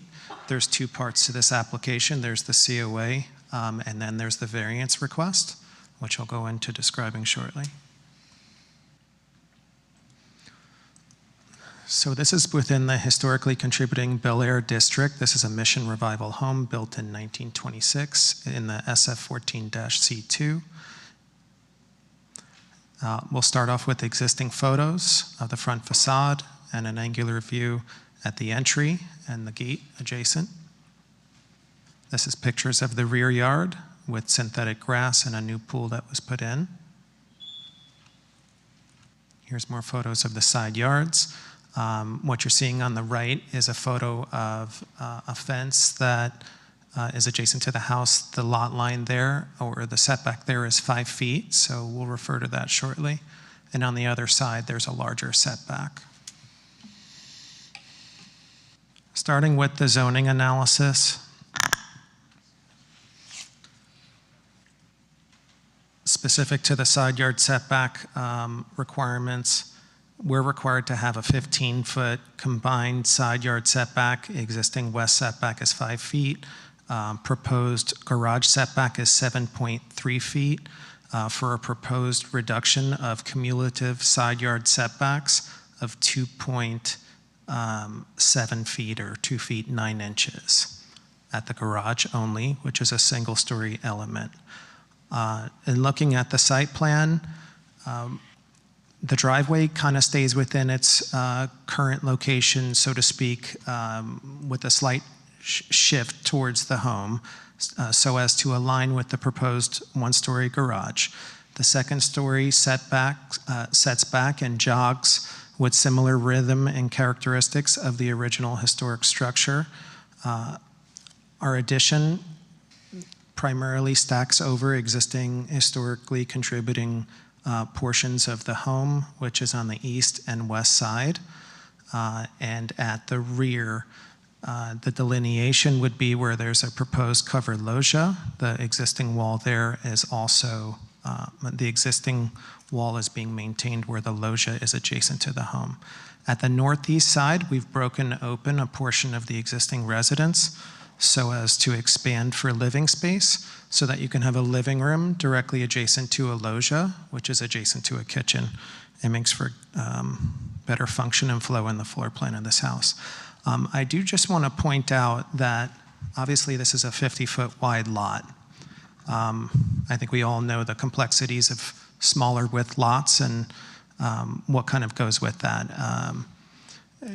Some of these parcels of this size, generally they come with reduced setbacks in comparison to larger lot sizes by comparison. But if we talk about the width of this existing home, which matters to me and how I'm presenting tonight, we're talking 26.7 feet wide. The house itself today is 26.7 feet wide on a 50-foot wide lot. Let's just keep that in context when we talk about the additions proposed. We have a proposed garage that's 10 feet 10 inches. Now, I know there was a subject earlier in the night where we talked about the minimum width for parking a vehicle.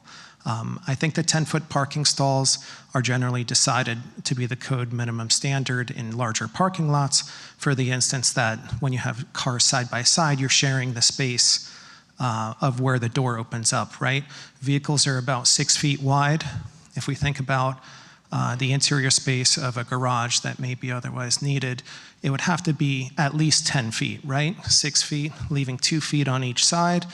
Can anyone here open their car door in a 2-foot space? Surely not me with my 4-door smaller car.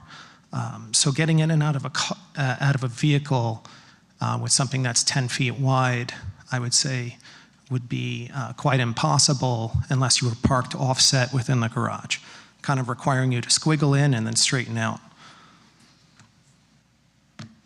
I'll show existing plans first of the home. It's a single story. It's wood framed, built over a crawl space, wood frame, balloon framed walls. This is our proposed demo plan. Although you may see a lot of red, that's because the windows are being direct replacement within their same locations, so those show up as demolition. But primarily speaking, that rear bump out off the back of the home, that is not original to the home. It was an addition built, I'd say, within the last 30 years, and it was built shoddily. But you'll see there, kind of the rear, we've taken apart just a portion of those walls at the north and northeast side of it. The proposed elevations, you'll start to see a roof cap being removed. There's a parapet that chases the home right now. It has an aluminum cap on it that gets removed across the entire home. Again, you're seeing the demo north elevation. A good portion of the facade is still remaining. The perimeters or corner points are remaining, with exception to the northeast side, which if you're looking at the demo north elevation, that would be on your left. This is the view from the east and west side of the home. And then we have our proposed floor plans. So the foyer stays where it is, a living space stays where it is at the front, and you make your way through a hallway to living space directly adjacent to your kitchen. This makes for kind of a newer age of living where, a living room's directly combined with dining and kitchen, whereas in the past it would be biparted, but primarily speaking, the functions and spatial arrangement of this home remain the same. With exception to the garage. What I'd like to do is just, again, speak to the garage being today's context. When this home was built 100 years ago, 1926, we're talking about horses that would be in a detached structure, right? So garages were customarily in detached structures for that reason. You wouldn't want your horse in the home or within the perimeter of the home, right? So we had detached structures, horse and carriage, right? As homes were built throughout the city of West Palm Beach, I believe, if I'm not mistaken, the first zoning code was adopted in 1950. The first historic zoning code where historic properties were designated, and there was a zoning requirement to it, I believe was in 1990, if I'm not mistaken. So if we just talk about historic context of garages, I'll be showing you photos shortly. Detached structures always had the garage, and again, that's for the horse and carriage reason. Here you'll see in this slide, it depicts the pink portion. It's a 2-foot 9-inch request for relief. Otherwise, the garage would be in conformance at 8 foot 1 inches wide. Wouldn't make a suitable carport or porte-cochere in this instance. The minimum relief is to be able to park a car adjacent to the home for very good reason. They have an expanding family. Me personally, I have 4 little girls. I can't tell you how many times one of my daughters forgets their water bottle. They forget their shoes. Oh, daddy's got to go run in to get it, right? Or I'm sending my daughter to go run in to get it. The garage is connected to the home for convenience. That's a modern day convenience. I'm not talking 100 years ago, we're talking today. I don't know how many on this board would purchase a home with a garage that's detached if they had young children. I'll leave that for you to think about or decide, but I personally would not. This is a Spanish mission style home. The rhythms of single story, I tried to maintain the pattern of the single story structure in all views. So the garage proposed that we're requesting relief for the variance is the only portion we're requesting the variance for, the 2 foot 9 inches. And the rhythm and height of the walls, the ceiling heights on both floors match 8 foot 6, 8 foot 6. That makes for a very low height 2-story home. The red indicating area of the variance relief. Here's the rear view. You're seeing the loggia. The triple door is intentionally offset with respect to the loggia and roof so as for the middle pane of sliding door to align with the center of the island. The offset to the left is displaced for the kitchen countertop to be appropriating next to a solid wall. We matched the window proportions on the street-facing facade, and then on the side elevations, we had placed our egress windows, which are just sizably larger for the bedrooms being added. This is a 3-bedroom home. It's a very modest request for an addition.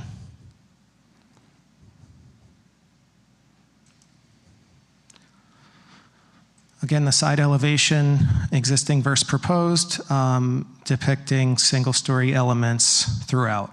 So we wanted to balance our additions so that the home wasn't sort of devoured, and I think this speaks to the rhythm of the existing home, still the primary elements being the front portion. This is the area of variance request for relief. This is the west elevation. Again, we stayed consistent with proportions of windows, except otherwise required by code for egress. The parapets match up with consistent architecture, and the chimney, the proposed second floor addition is set back just beyond the chimney. Cross section, here's the streetscape. You can see our second story shown on the streetscape elevation. The parapets are substantially lower than adjacent structures. So for a 2-story, this is pretty modest in terms of height. Russell, Materials. will you wrap it up since Yeah, you're I over will. time? I have material slides for any questions. And I have contributing mission homes with garages that are attached to within the same district. Also here, wherever there was a garage attached to a home, in my experience and from driving through the neighborhoods, the garages are generally much closer to the setback. And in some cases on the lot line. And here's a few more photos of other homes with front-facing doors on porches that were converted. Thank you. Thank you. We'll have the staff report now.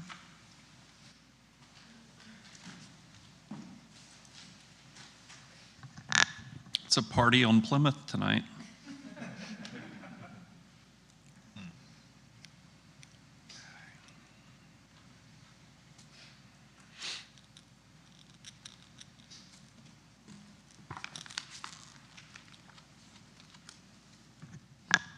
Okay, thank you very much. Jordan Hodges, again for the record.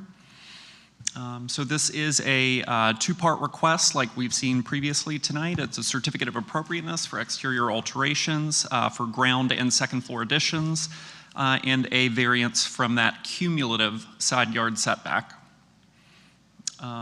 Great little contributing resource. Mission Revival, this kind of Plymouth Road, Pilgrim were all developed around the same time. I think some of it might have been speculatively built. A lot of these houses share extremely similar plans, kind of massing elements, materials. Here you can see that kind of what was a screen porch on the front, that kind of lower massing element with the barrel tile roof, and a side entry to the house. And then that addition off the rear that Dr. Rysicki was talking about in the other photos. And there is an existing pool to the rear of the lot. On the existing or proposed site plan, the application is compliant with all zoning provisions aside from that side yard cumulative setback. Again, this is a situation where the cumulative is required at 15, and as the property already has an established west setback of 5 feet, that requires 10 feet on the east side. The proposed garage is placed at a 7'3" setback, requiring a 2'9" deviation. Again, the minimum, if you were able to build this new and place your minimum on either lot, it would be 5. So they're still outside of the 5. We'll go through some of the elevations. Here you can see, again, the changes to the front. And Dr. Rysicki did mention that it's a low addition, right? It's kind of what we generally ask for, is that the addition stays low. There's a little bit of massing differentiation. I think it's clear that the second story is set back from the back, but they kind of stack like little blocks like Mission Revival structures do. But you can see here where the front door is relocated from that side to the front into the triple arches, and then the addition of that garage. Revisions to the rear, staff really had no comment. Revisions to the side. Again, there are some manipulations to the windows, but again, you can tell on this property from existing pictures that the windows have been shifted, resized over time, and what they're replacing it with is a vertically oriented single hung window with divided lights, which is very appropriate, mullion trim and sill detail. And on the other kind of west elevation of the property. So staff really only has 3 concerns with the current application. The first of which is the variance, very similar to the previous application tonight. Again, in the cumulative, not the minimum. But staff did found conflict with A, B, D, and E, peculiar to land, structure, building, actions of the applicant, literal interpretation, and the minimum request. I will just read those into the record as we do. Special conditions and circumstances that exist that are peculiar to the land, structure, or building involved, which are not applicable to other lands, structures, or buildings. Staff finds that the subject parcel is 50 by 120 lot within the Bel Air subdivision. The existing historic development on the property also complies with current zoning standards. Staff finds no special conditions or circumstances associated with this property that are also not imposed on other neighboring properties. The special conditions or circumstances are not a result of action of the applicant. Staff does not identify unique conditions or circumstances at the property, and while the proposed placement of the new garage is convenient and consistent with contemporary home design and use, its requested location is not restricted to the currently proposed site. D, literal interpretation of the provisions of the regulations of this chapter would deprive the applicant rights commonly enjoyed by other properties in the same zoning district and would work unnecessary and undue hardship on the applicant. Staff's findings is that a literal interpretation of the zoning provisions would not deny the applicant rights available to other properties. Most homes with garages along Plymouth Road feature detached garages, typically located towards the rear of the lot. The applicant could construct a garage in a similar configuration without requiring variance relief. The variance granted is the minimum variance that will make reasonable use of the land. And again, staff's finding, a garage is a typical and reasonable accessory use for a single-family home. It could likely be constructed on the property in a location that complies with zoning requirements without the need for a variance. Staff does note that the requested variance is likely the minimum amount needed to construct a garage in its currently proposed location. From a certificate of appropriateness standpoint, you do see garages on Plymouth. The overwhelming majority of them are, again, placed to, the homes are side-loaded, and they're side-loaded for a reason, and that's because there was a driveway that went from the front all the way to a rear corner where those accessory structures were. You can see it all up and down the street. A lot of those detached garages were turned into units, additional living spaces, home studios. They're not always used as garages anymore, but a lot of them still remain. There is a structure at 301 Plymouth Road, which is a corner lot where the garage is to the rear of the lot, but it still fronts Plymouth, but it's to the rear of the actual lot. And then the other property is actually kind of directly across the street, and that's 354 Plymouth Road, but that's a non-contributing minimal traditional outside of the period of significance in 1955. So from a historic preservation concern, staff found the garage to be in conflict with Standard 3 of the Secretary of Interior standards. Each property shall be recognized as a physical record of time, place, and use. Changes that create a false sense of historical development, such as adding conjectural features or architectural elements from other buildings, shall not be undertaken. Staff finds that the inclusion of the integral fully enclosed forward-facing garage is uncharacteristic for a Mission Revival residence built in 1926 and may convey a misleading impression of historical development. Garages from this area were typically single-bay detached structures placed at the rear of the lot, often in a corner. Plymouth Road features this pattern consistently throughout the block. The only other issue, aside from the garage, that staff found issue with was the relocation of the front door.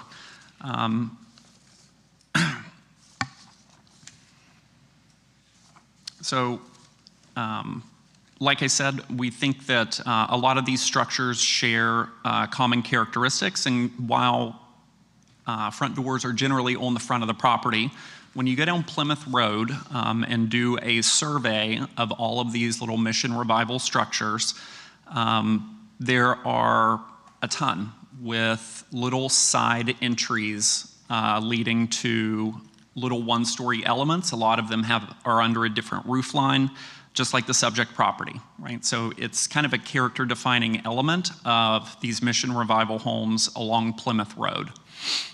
So staff found the relocation of that feature, while not inappropriate for a Mission Revival structure, may be inappropriate for a Mission Revival structure that has its door elsewhere. Staff has concerns about the proposed relocation of the front door.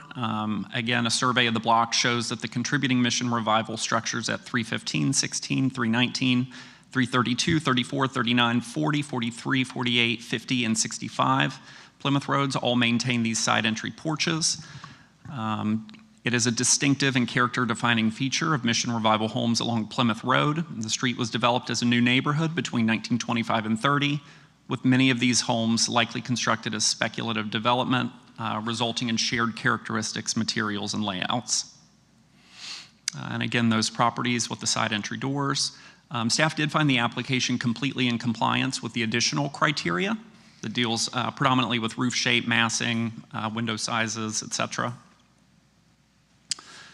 So staff, for the reasons outlined earlier, the four A, B, C, and, or I'm sorry, A, B, D, and E, staff is recommending denial of the cumulative side yard setback variance. And then, although staff is very much in support of the majority of work being proposed on the house, If the garage is not approved, it likely facilitates a little bit larger of a redesign than staff could condition. And staff is also recommending that that front door be relocated. But should the board move to approve the variance and the associated garage, we did go ahead and include conditions of approval for that. That's all of staff's report. Excellent, thank you. Questions of the board? From the board? Jordan, we received a letter of support. Yes. And that is from the western property. So that was in the email yesterday? Yes, that's 375 Plymouth. So that's not where the addition is going. I just want that fact checked. I don't believe it's in a directly abutting neighbor. 365. I thought it was abutting, but to the west. Okay, I'll find that out. And then I have a hypothetical question for you. Forgetting the variance, would you be supportive of the application with the front-loaded garage addition on this house? I think if it were, so it's currently situated to meet code requirements, which is 10 feet behind the front facade. As we discussed the development patterns kind of in the neighborhood, that what is most compatible is kind of a detached structure pushed to the rear. If they were to do that, they would even get to be at a 5-foot setback, right? Because it's an accessory structure. But I understand not wanting that separation, right? If you want an integral car garage. So I think one way that you could do it would be to push the garage structure back further and not have a 2-story element behind it or on top of it to make it look, at least from the street, as if it were more of a standalone element. We have so many conversations about front-loaded garages regardless of the architectural style. Right. Here you have where the context is telling you that it doesn't belong there. Right. I will say that the shape, the door, the bracketed awning is all detailed very appropriately. Yeah, there's a lot that I like about this that I'll talk about in an executive session. All right, thank you. Thank you. And it is, the letter of support we received is for 375 Plymouth Road, which is the abutting property to the west, not east with the garage. Additional questions? Okay, seeing none, is there anyone from the public who wishes to speak on this matter? Seeing none, would you like a rebuttal? Okay, 3 minutes. Thank you. And I'm sorry to take up more time than I needed to before. What I'd like to do is just go back to my presentation.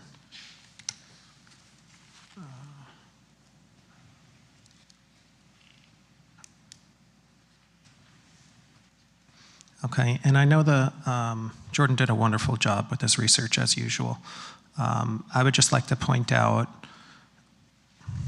photos from the surrounding area within this district, just so that it's accurate. These are all attached front-facing garages in the Bel Air district. I'm naming more than what the staff has listed. And here's another 2 in that same district, right? It's just east of Olive. You see that far pushback garage to the one on the right. That happens to be a 0 lot line for that garage. Whenever there's a garage that's attached to a contributing home, it's always a much smaller setback on the right side. I would say our request is still within character of the community, and where garages are added, they're always a single story. In our case, a single car garage would be all that would fit, obviously. But, and then I did drive up and down West Palm Beach at large, historic districts, and I found numerous other garages attached to mission-style homes. Specifically, the one at the top left in this image received the Historic Preservation Award. And this also had a converted porch. This was an original side entry, That door and this window, I believe, would have been a screen room originally to that home. And 3017 Vincent Road, again, another home with a single car garage that was always there. Then we have another one on 3714 South Olive. There's a 2-car garage adjacent to the original home. And then these are just converted porches once again. Thank you. Thank you. And now we'll move into executive session.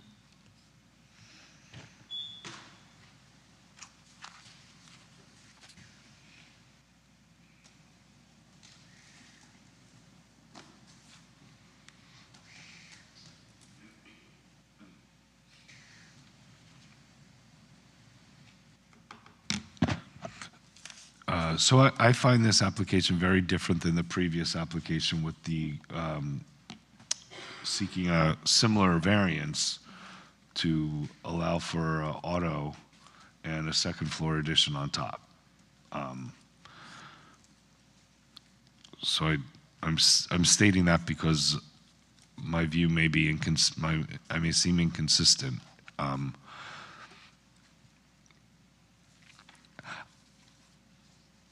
I honestly don't really mind the garage attached.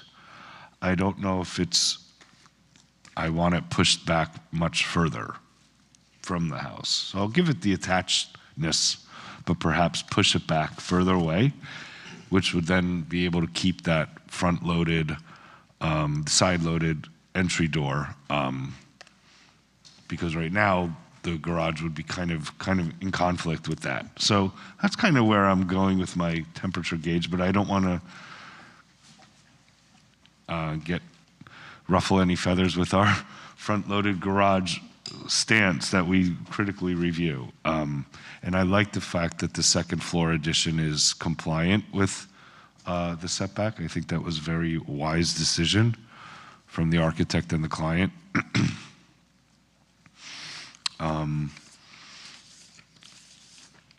But that's kind of how I feel. I don't really hate it.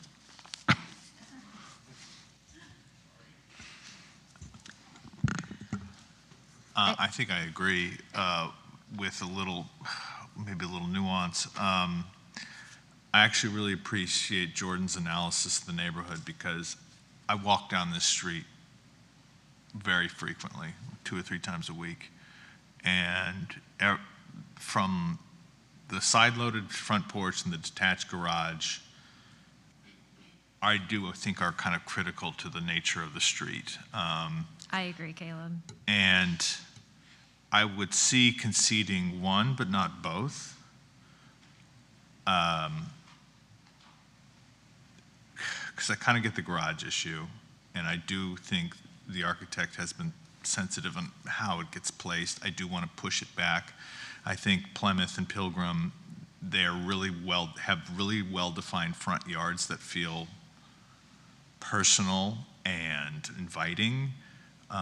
People try really hard to hide the fact that they even park their cars there. So like pushing it, if it wasn't attached, pushing it back further and keeping the side entry, creating sort of a garden or even a gate or something that would kind of hide the fact that that's a driveway at all would probably go a long way to something that would be very successful in keeping with the neighborhood and just hide the fact that there's even a garage there. So, yeah, I think I was kind of waffling. Like I felt okay with it. Jordan made a really good case for the context. Was like, maybe we do have a detached garage, but I think we push the garage back but keep the side-loaded entry. I think it's important. Yeah, I mean, I think that staff had an amazing presentation for this. The context and understanding why Bel Air is different from other historic neighborhoods. Like for me, the Mission Revival examples that are like on the screen right now, unless it's like on that block for Bel Air, it doesn't have context for me because it's not part of the definition of the surrounding structures like staff informed us of several months ago in terms of what we should consider for surrounding structures. And because, like Caleb said, Bel Air, it's just so unique. And I do feel like those two features, like staff said, are character defining features, which make Bel Air different from other historic structures. And like, you know, the neighbors from Flamingo Park were in here earlier talking about what makes these historic neighborhoods unique. And I think we just need to make sure that we're keeping the structures, like, because we're seeing more projects from Bel Air, you know, over the years, like as the city's development continues to grow. And I just think we need to keep Bel Air unique. And so those two features that we're talking about, I do think are critical. I don't mind an attached garage if it's pushed back so that it looks like maybe it was an accessory structure and this was like how it evolved over time. Because I do think that having a mess like come forward that much, especially with a variance, I mean, I think the variance is kind of a big deal for me because there are ways to achieve this without a variance, like achieve a garage use without a variance. And 50-foot wide lots are really, really common in the historic districts. So I understand that it doesn't meet minimums, but it's a really standard lot size, right? And there are ways that these properties were developed to allow, like staff said, you know, you pass through with the vehicular on the side of it, and then you have your supporting usage beyond that for like a garage structure. So I actually agree entirely with staff's report. I'm not in favor of a variance for this because I think that it changes the overall massing of the Bel Air Historic District, which is really consistent throughout the street. I'm completely in support of this applicant being able to add the program that they're looking to do. I just want to do it in a way that keeps the character defining features of Bel Air more intact.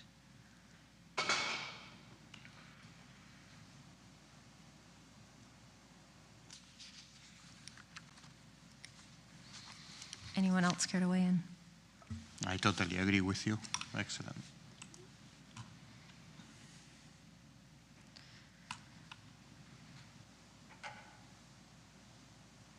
Okay, well, I think all those who wish to weigh in have, so I think we need a motion. But I guess it would be helpful for the applicant to understand if people are in favor of a variance. Like the last project, we said we could be in favor of a variance, but a lesser variance. I mean, I'm opposed to a variance on this one. And I don't know if that's... I hear that. I think Gabe is as well. Yeah. Yeah, so it sounds like we are opposed to the variance. Some board members are opposed to the board members. Some board members are opposed to the variance, but I think I just want to give the applicant a little bit more feedback. Is that kind of a majority for us that's opposed to the variance, or are we split? I think we're split. I'm in favor of it, but I think there are things that they need to come back with. Perhaps this might be a continuance, and that way we can see it kind of digest a little bit. I agree that this might need to be set back a little bit more, and for that reason, it might need to be massaged just a little bit, but I would be in support of a variance in this case. Okay, so it sounds like we're split on if a variance would be okay. I think myself and our vice chair are no's for the variance, if that feedback helps you. Are we all in agreement on the side load front door? Yes, I think I think staff did an excellent job with demonstrating how important that is. Also, I was kind of shocked by the amount of demolition and removal of windows and replacement with totally different windows. But I mean, staff is telling us that these were not probably original windows, so I am okay with that also. But that was one of the things that shocked me when I reviewed the case. I think what's very interesting, and I don't know if it's either a very, very clever use of a red herring or just an excellent execution of a project, that we're not even talking about the second floor massing on a one-story building. So bravo, doctor. We've also seen a few cases this evening that are similar, right? Yeah. We've seen two other cases this meeting that are similar styles with second floor. Just so that you get my full fair temperature reading, when I say pushed back, I mean like pushed back. Like 20 more feet, so that your client may not even want that it's literally double where it is now. And that's the kind of where I'm amenable to the variance, but not 5 more feet. I'm talking, that whole design needs to be reoriented. Redesigned, excuse me, that whole floor plan. And then I know also, Kyle, your sliders, I didn't forget to bring up the sliders. I know you want your French doors on the back elevation.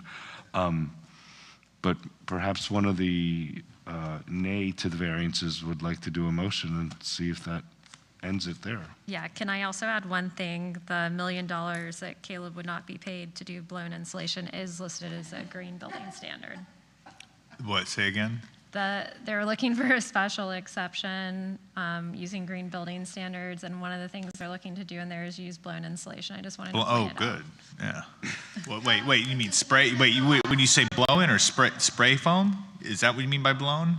Loose fill blown in. Yeah, loose fill blown, yeah. That's.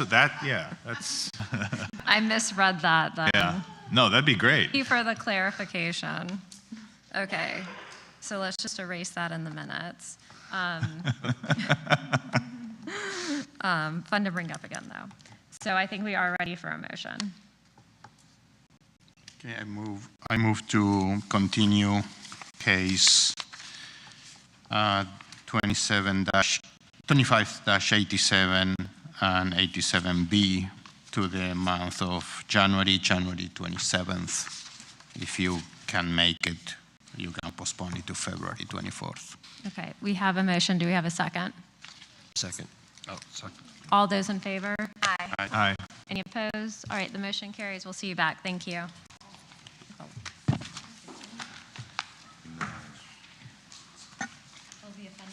Any other discussions for tonight or no? Thank you, Gabe. Can we have a motion to adjourn? Unless he wants to talk about something before we adjourn. Oh, 4. Oh, you're right. Are you all set, Jordan? I need to talk about some therapy. Yes, thank you so much. Wonderful meeting tonight.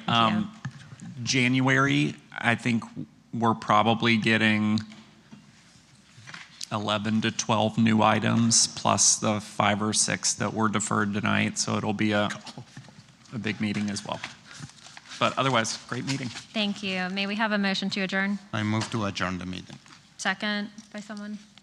Second. All those in favor? Aye. Aye. All right, thank you. Have a good holiday and a happy new year to everyone. Happy holidays. Happy holidays.